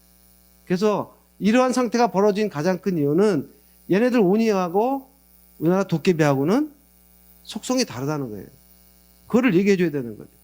사실은 제가 도깨비를 공부하면서 한 문제가 바로 이런 문제. 왜 얘가 왜 이렇게 됐을까? 노인네들은 이렇게 얘기 안 하시는데 얘가 왜 이렇게 도깨비라고 이렇게 얘를 얘기하느냐가 큰 문제죠. 바로 그게 아까 말씀드린 것처럼 그 이유 때문에 민속을 하는 거예요. 그러면 이제 여기서 또 거꾸로 들어가는 거죠. 그럼 우리나라 사람들은 도깨비를 어떻게 생각했는가? 찾아내는 거죠. 도깨비가 우리가 생각한 것처럼 그렇게 얘기했던 것인가? 아니면은 단순한 동화책 속에 주인공 정도인가? 그런 거 다양한 거를 찾아내는 게 바로 민속이라고 합니다. 그러니까 우리 민족에 대한 아이덴티티 찾아내기. 우리 민족이 과연 정체성이 뭔가? 우리나라 사람들이 그냥 이렇게 냄비 같은 존재인가? 그건 아니라는 거죠. 그런 거를 찾아내는 게 매우 중요하다고 하겠어요. 그래서 다시 말씀을 드리겠습니다.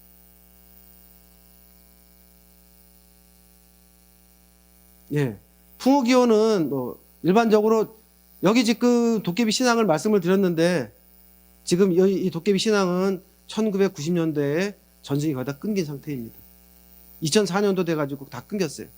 여기 나와 있는 사진 자료는 여러분들 오늘 댁에 가셔서 인터넷 뒤져보시면은 여기 나와 있는 사진들 많이 보실 거예요. 다 제 겁니다. 나중에 제가 정년퇴직하고 다 고발할 거예요. 그래서 떼돈을 벌 거예요, 제가.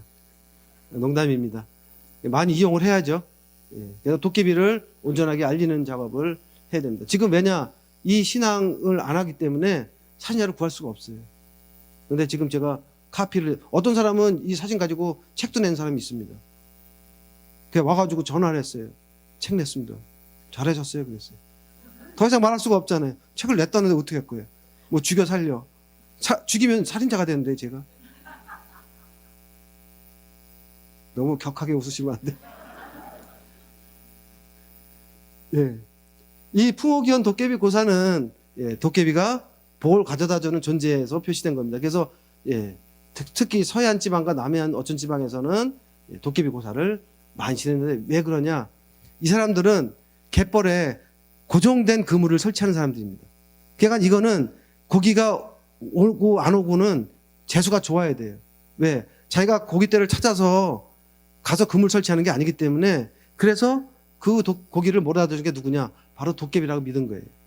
근데 지금 여러분들 서해안 쪽에 가서 보시면 아다시피 고정된 그물이 거의 없습니다. 지금. 왜? 연안에 고기가 없어요. 그러니까 이거 안 하죠. 그래서 전승이 끊긴 겁니다. 두 번째는 역신입니다. 이건 아까 진도 때 사는데 진도의 공도 정책을 아까 말씀드렸죠. 그때 왜구들이 와서 살아요. 근데 왜구들이 와가지고 왜구들하고 삼별초 때에 죽은 귀신들을 막 들여다 버려요. 요즘 제가 90년도에도 진도 조사 갔을 때 보면은 밭에서 일하다가 아줌마들이 후닥닥 귀신 봤다고 해가지고 집에 와가지고 바가지 뒤집어가지고 부엌 칼로 막 긁습니다. 귀신 쫓는 거예요. 그렇게 귀신이 많았대요. 그러니까 막 들에 이 시체들이 많았기 때문에 그렇게 귀신이 많았다는 거죠. 그래서 이 그 귀신 쫓는 제의를 이제 하는데 그때 이게 병이 가져왔을 때 이거를 어떤 의미가 가져왔냐면은 도깨비가 가져왔다고 보고 있어요. 그래서 여기 지금 서해리 마을입니다. 이거는 지금 제가 96년도에 촬영한 겁니다. 지금 보시면 개발이 하나도 안 돼 있죠? 옛날 사진입니다. 여러분 진도 한번 가보시면 아시다시피 진도에서 아파트 천지입니다. 그때 도깨비 역할을 한 할머니입니다. 이분이 일본에서 인테리어였습니다. 그래서 학교 선생님 하시다가 일단 고향 가서 살고 싶어가지고 기양했는데 이게 입사식이에요. 동네 처음 들어왔기 때문에 안 좋은 거를 한번 해줘야 돼. 그래서 자기가 도깨비 역할을 하겠다 해가지고 지금 도깨비 모습을 지금 하고 있습니다. 이 아줌마가 간지대들인데 왜 거지 복장을 했냐? 남도문화재 출품하는데 사람들 이목을 끌려고 거지 복장을 했답니다. 그 다음에 이 도깨비를 쫓는데 제일 무서워하는 게 바로 이 여자 속옷이에요. 이 속옷에 월경피가 묻어야 되는데 이 월경피 묻은 거를 구할 수가 없어서 포스터 컬러로 칠했습니다.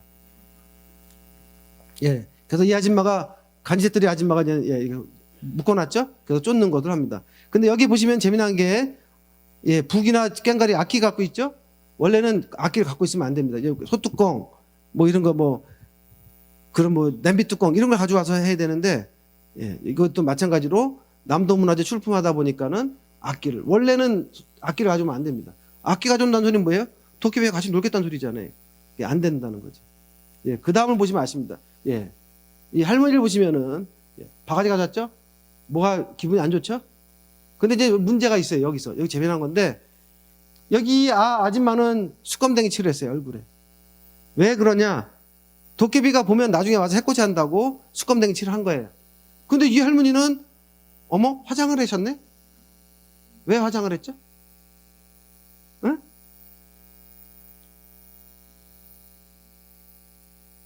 뭐가 원한은 많아요. 지금 바가지가 깨졌어요. 근데 왜 화장을 하셨냐고. 이 할머니 말씀이 난 지금 도깨비 만나면 좋아 그래요. 이 아줌마는 만나면 죽을 것 같고 이 할머니는 만나면 좋겠다고.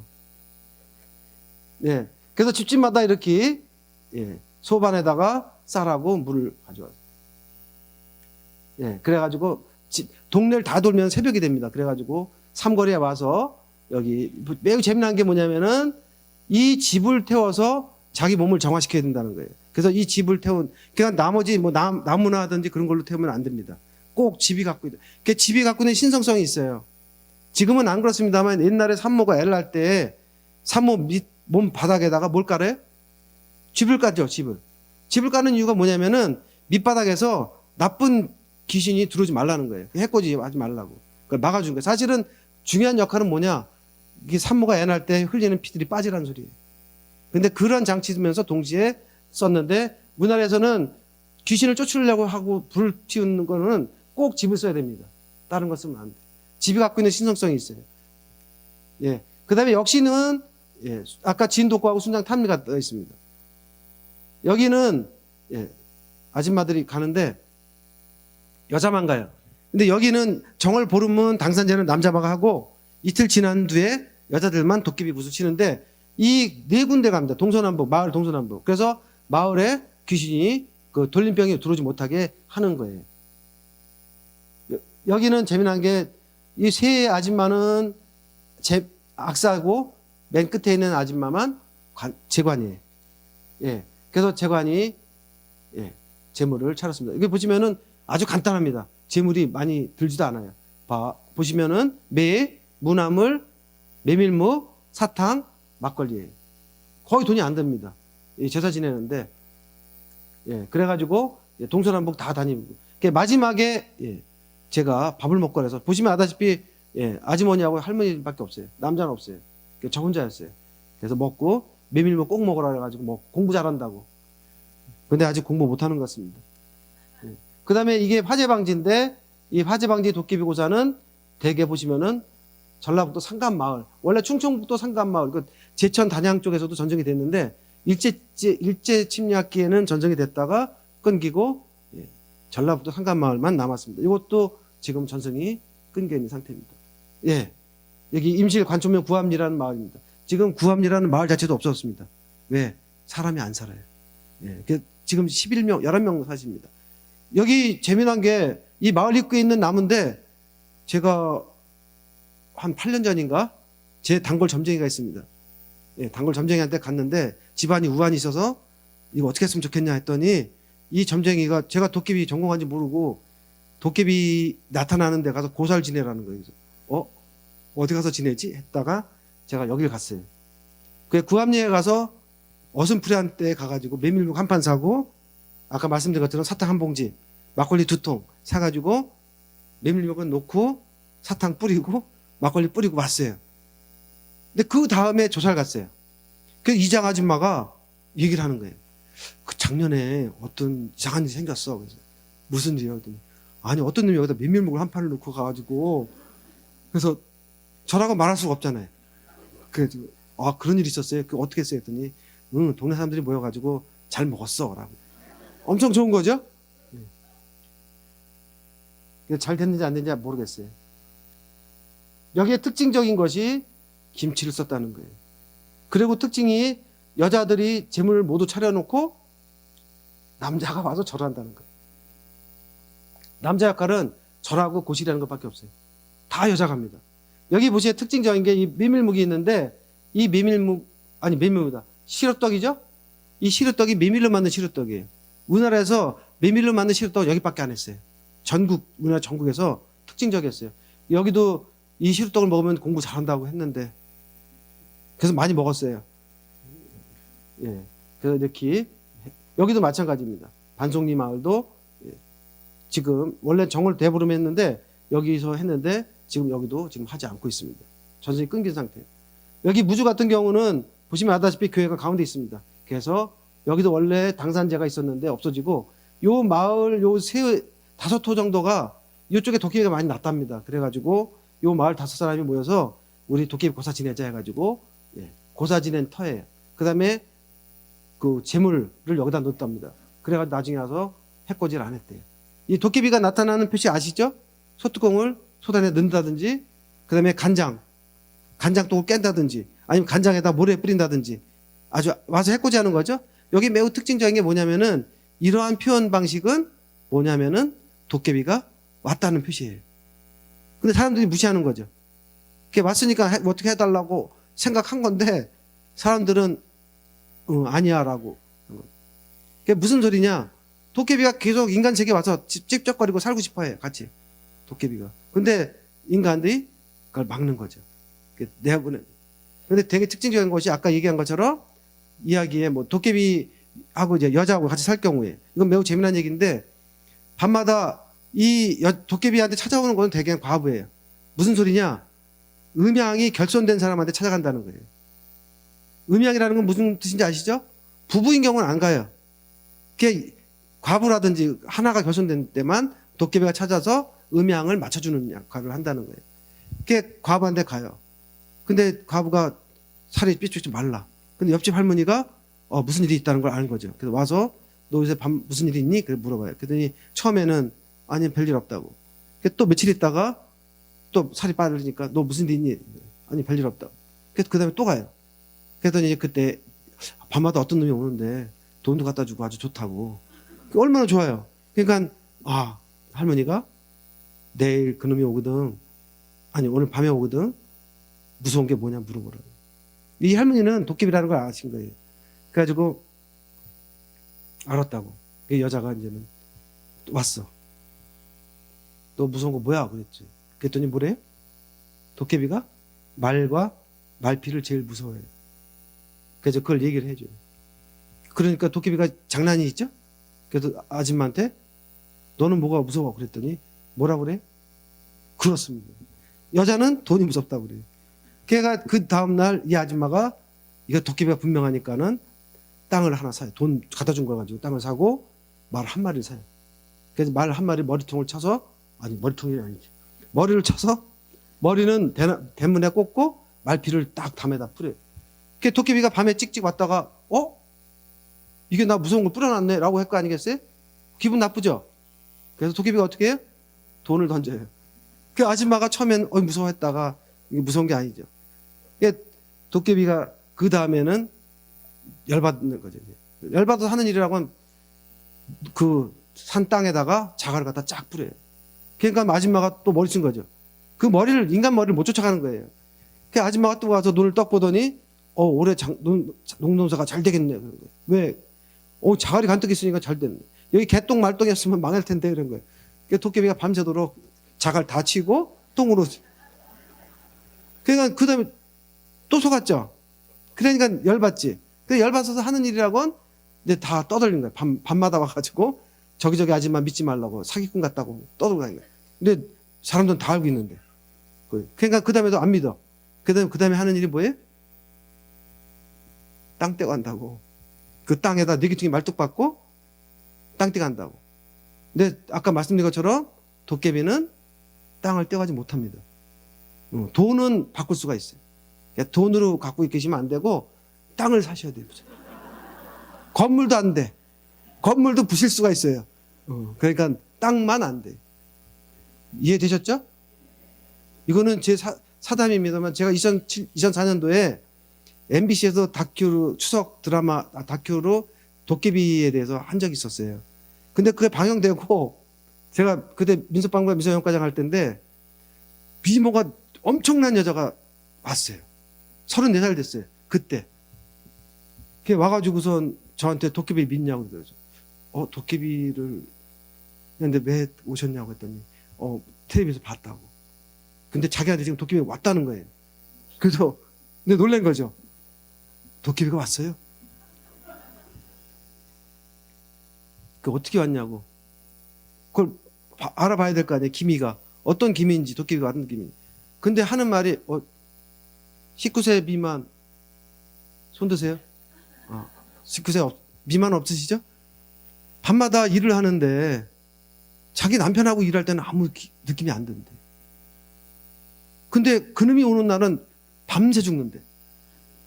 그러니까 제가 이상하게 아까 말씀드렸죠? 도깨비가 남자 있는 데는 안 간다고 내가 말씀드렸잖아요. 근데 이걸 믿어야 되냐 말아야 되냐 고민하기 시작하는 거예요. 그래서 자기가 점쟁이도 찾아가고 벤지를 다 했는데 이게 안 된다는 거예요. 요즘도 그놈이 와서 하면은 죽는데. 그래서 가만히 생각해가지고 그러면 제가 어떻게 도와드리면 좋을까요? 그랬어요. 그랬더니 돈이 필요하대. 그래서 무슨 말씀이야 했더니 지금 자기한테 도깨비가 왔기 때문에 이 돈을 투자해가지고 장사를 하면 떼돈을 벌 수 있다는 거예요. 저 돈 없는데요? 그랬더니 가버렸어요. 이게 무슨 소리예요? 도깨비가 왔다는 뜻은 지금 난 부자가 될 수 있다는 믿음이에요. 이해되시죠? 근데 하여튼간에 모아놓으면 안 된다는 거예요. 꼭 땅을 사셔야 돼요. 예. 그 다음에 이 산망이라는 풍속이 있었는데 이거는 섣달 금음날 여기가 지금 그 마을에서 제일 높은 데라면은 바다예요. 그럼 바다를 쫙 봐서 번쩍번쩍 하는 데가 있어요. 도깨비불이 쏘는 데가 있습니다. 그럼 도깨비불이 쏘는 데에서 고기가 많이 난다고 믿어요. 거기다가 아까 말씀드린 것처럼 여기다가 갯벌에다가 덤장을 설치해버리는 거예요. 그럼 부자가 된다는 거예요. 그런 풍속도 있었습니다. 예, 도깨비 막입니다. 이거는 96년도에 그 여수 앞바다에 가면 돌산이라는 섬이 있죠? 향이람 갔다 오셨죠? 예. 향이람 옆에 있는 마을이 인포마을입니다. 이 인포마을을 조사를 갔는데 그 동네에 가면은 약간 떨어진 애가 있어요. 한 명. 아시죠? 모르시는구나. 시골에 가면은 한 명이 약간 들떨어진 애가 한 명 있어. 근데 얘를 무시하면 안 됩니다. 얘가 그 동네 정보를 다 알고 있어요. 그래서 이놈한테 왔길래 사탕을 주면서 야, 저는 아무 생각 없이 딱 던졌어요. 여기 도깨비 막 있냐고 물어봤어요. 그랬더니 이놈이 나 알아 그러는 거예요. 얘는 항상 반말을 해요. 아무나 다 반말해. 그래가지고 갔는데 이 여기 바닷가고 절벽으로 내려가더라고요. 그 움파 파진데 얘가 있었어요. 지금 부서졌죠? 마지막이었어요. 그 이후로 안 했대요. 예, 이거는 정치망 하는 사람들이 자기 막이에요. 개인 막. 그래서 첫 출하하기 전에 여기다가 고사를 지내고, 여기 지금 나이롱줄 있죠? 여기 돼지 머리를 묶어 놓습니다. 그래가지고 출하하고 첫 고기 잡으면은 그걸 가지고 자기 막을 향해서 고사를 지내요. 많이 잡게 해달라고. 근데 이것도 지금 전승이 없어졌어요. 이게 마지막이었습니다. 제가 보기에. 그래서 그때 진짜 이거 보고 진짜 이게 전율이 왔었어요. 뒷골이 왜냐? 이거 본 적이 없었거든요. 그래서 이런 것. 그래서 이것들이 이제는 요거는 약간 다른 겁니다. 여기 보시면은 오니 축기 행위가 있어요. 의례 행위가. 이 오니가 나쁜 역할을 합니다. 원래는 이 오니가 귀신 기자를 오니로 쓴 게 약 9세기에 일본에 불교가 들어가면서 불교에서 수도승들이 입산 수도를 할 때 이 사람들이 힘이 없잖아요. 이걸 지켜줄 수 있는 장치가 필요했어요. 그래서 만든 게 이 종자예요. 이 보면은 이 철퇴를 들고 있는 게 이게 무기예요. 근데 이 무기는 아무나 들 수 없습니다. 엄청나게 무거워요. 쇳덩어리예요. 철퇴죠. 보시면은 얘하고 싸움을 하면은 한 방에 사람은 다 죽습니다. 근데 아까 말씀 안 드렸습니다만 우리나라에서 도깨비하고 씨름한 얘기 많죠? 거기서 도깨비한테 졌다는 사람이 한 명도 없어요. 근데 얘가 이거 갖고 있었으면은 다 죽었어요. 그렇지 않겠어요? 약간 다른 존재라고 할 수가 있겠어요. 그 다음에 갑바도, 그 다음에 이게 외다리 귀신인데, 이 산소에 대한 겁니다. 이 산소. 이 중국에서 이 독각기를 말하는 건데, 독각기가 이익의 성호사설이 썼죠? 그 이후로 도깨비가 다리병신이 된 거예요. 근데 원래 그렇지는 않다고 볼 수 있겠습니다. 이게 산해경에 나오네. 그래서 이제는 첫 번째, 일심약기의 식민전책으로 도깨비 모습이 훼손됐다. 이게 중요한 거죠. 그 다음에 도깨비는 신의 속성을 지녔지만 시대적으로 내려오면서 귀의 속성을 갖게 되었다. 이 이유는 우리나라의 귀신 문화가 발달하지 못했기 때문이라는 거죠.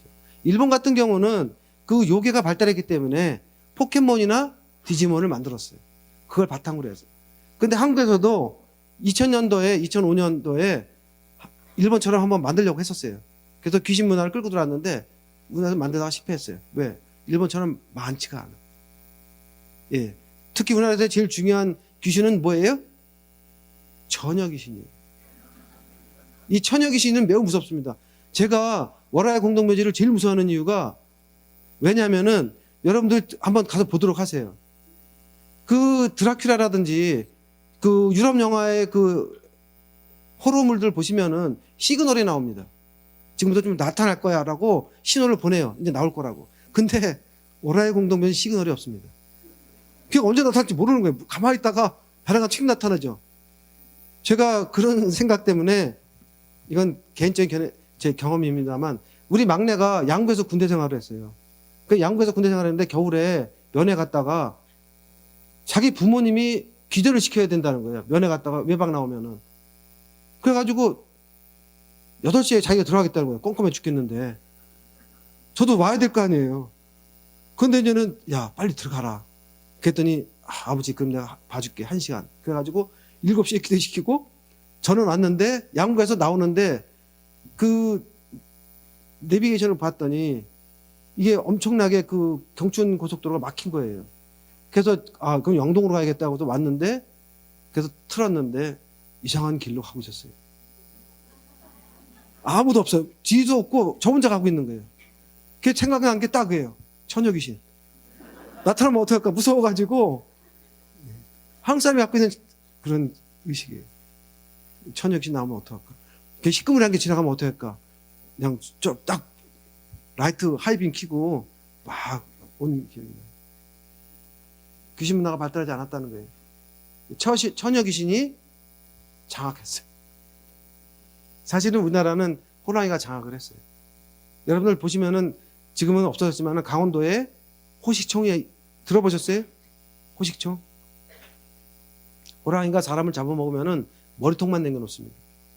그런 머리통을 사람이 해다가 탑을 쌓아가지고 머리통 놓고 거기다가 실을 얹어놓아요. 혼 빠져나가라고. 맞춰주는 거죠. 몸을. 왜? 병신이 돼버린 거죠. 몸이 없어진 상태입니다. 그래서 그건 무슨 소리냐? 밤에 밖에 나가지 말라는 뜻이에요. 호랑이한테 잡혀먹으면 어떡해? 그렇죠? 그 호랑이만큼 무서운 존재가 없는데 그래서 호랑이가 우리나라에서는 산신으로 자정한 거예요. 그래서 그런 공포가 외경으로 변해가지고 믿음의 대상이 된 거죠. 근데 지금 도깨비도 마찬가지고 호랑이도 마찬가지고 별볼 없죠? 이것도 나중에 또 다른 문제가 될 거예요. 저는 걱정되는 게 지금 민속을 해서 민속이 뭐 매우 뛰어나다 그런 걸 말씀을 드리고 싶지는 않습니다. 그게 문제가 아니고 과연 우리 게 어떤 거냐에 대한 거예요. 무슨 말씀인지 아시죠?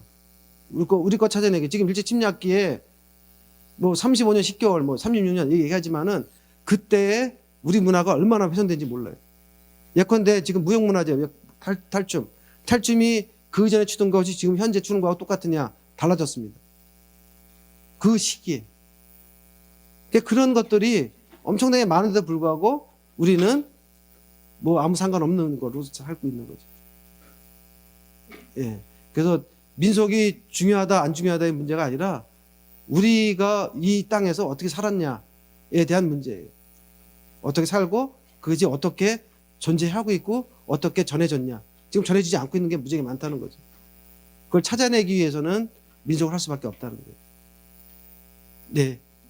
오늘 제가 말씀드린 거 지리멸렬해서 죄송합니다. 뭐 질문 있으시면 질문 받도록 하겠습니다. 지금 4시 2분 전이 됐습니다. 질문하기도 싫어. 이 표정이 들으신 것 같은데? 재미없으셨어요? 저 잠깐만요. 네, 잠깐만요. 저기 한 분 선생님. 오늘 뭔 소리를 들었는지 잘 이해가 안 가거든요. 아, 죄송합니다. 솔직히 그렇습니다. 이게 우리가 뭐 시골 가면 당집도 있고요, 산신각도 있고, 뭐 성황당도 있고 이런 거 있는데 그거 교수님 말씀하시는 도깨비하고 또 어디 가면 부안 거기 가면 용궁이라고 뭐 용신 모셔놓은 데도 있고 바닷가 가면 그런 것도 많거든요. 근데 도대체 도깨비하고 그런 용왕이라든가 그래 당집 이런 거하고 무슨 개념인지를 지금 잘 구분을 못 하겠습니다. 보통의 사람들이 다 그렇게 어디 가면은 당집이 있고 원당도 있고 그렇지 않습니까? 네. 제주도도 가도 굉장히 많은 뭐 원당도 있고 나무에다가 이렇게 펄럭거리는 거 모아놓은 것도 있고 육지에도 굉장히 많거든요. 마을마다 그 느티나무에다 모셔놓은 것도 있고. 그럼 그 개념하고 도깨비하고 어떤 구분이 있는지는 모르겠다고요. 완전히 다른 개념이죠. 지금 도깨비를 한다는 데가 아까 그럼 몇 개 말씀하신 거 그 외에는 도깨비 하는 게 별로 없나 보죠, 그럼? 네? 아니, 그게 아니고요. 마을신앙은 완전히 다른 개념이에요. 도깨비는 마을신앙적인 면모보다는 개신학적 속성이 강해요. 마을신앙이 설명을 하게 되면 상관이 없는 거라고요. 우리가 아니, 보통 당집이라든가 이렇게 성황당 그렇죠, 이런 그렇죠, 거하군요. 그렇죠. 그 마을신앙적인 속성은 완전히 다른 개념이에요. 그래서 아까 제가 말씀을 드렸잖아요. 처음에 민속에 대해서 말씀을 드렸죠. 그다음에 이 민속이 얼마나 훼손됐는지에 대해서 제가 뭐 민속이 우리나라 문화니까는 뭐 자랑스러워야 될 거 뭐 그런 개념이 아니고 우리나라 민속을 왜 알아야 되냐를 위해서 도깨비를 설명해 드린 거죠.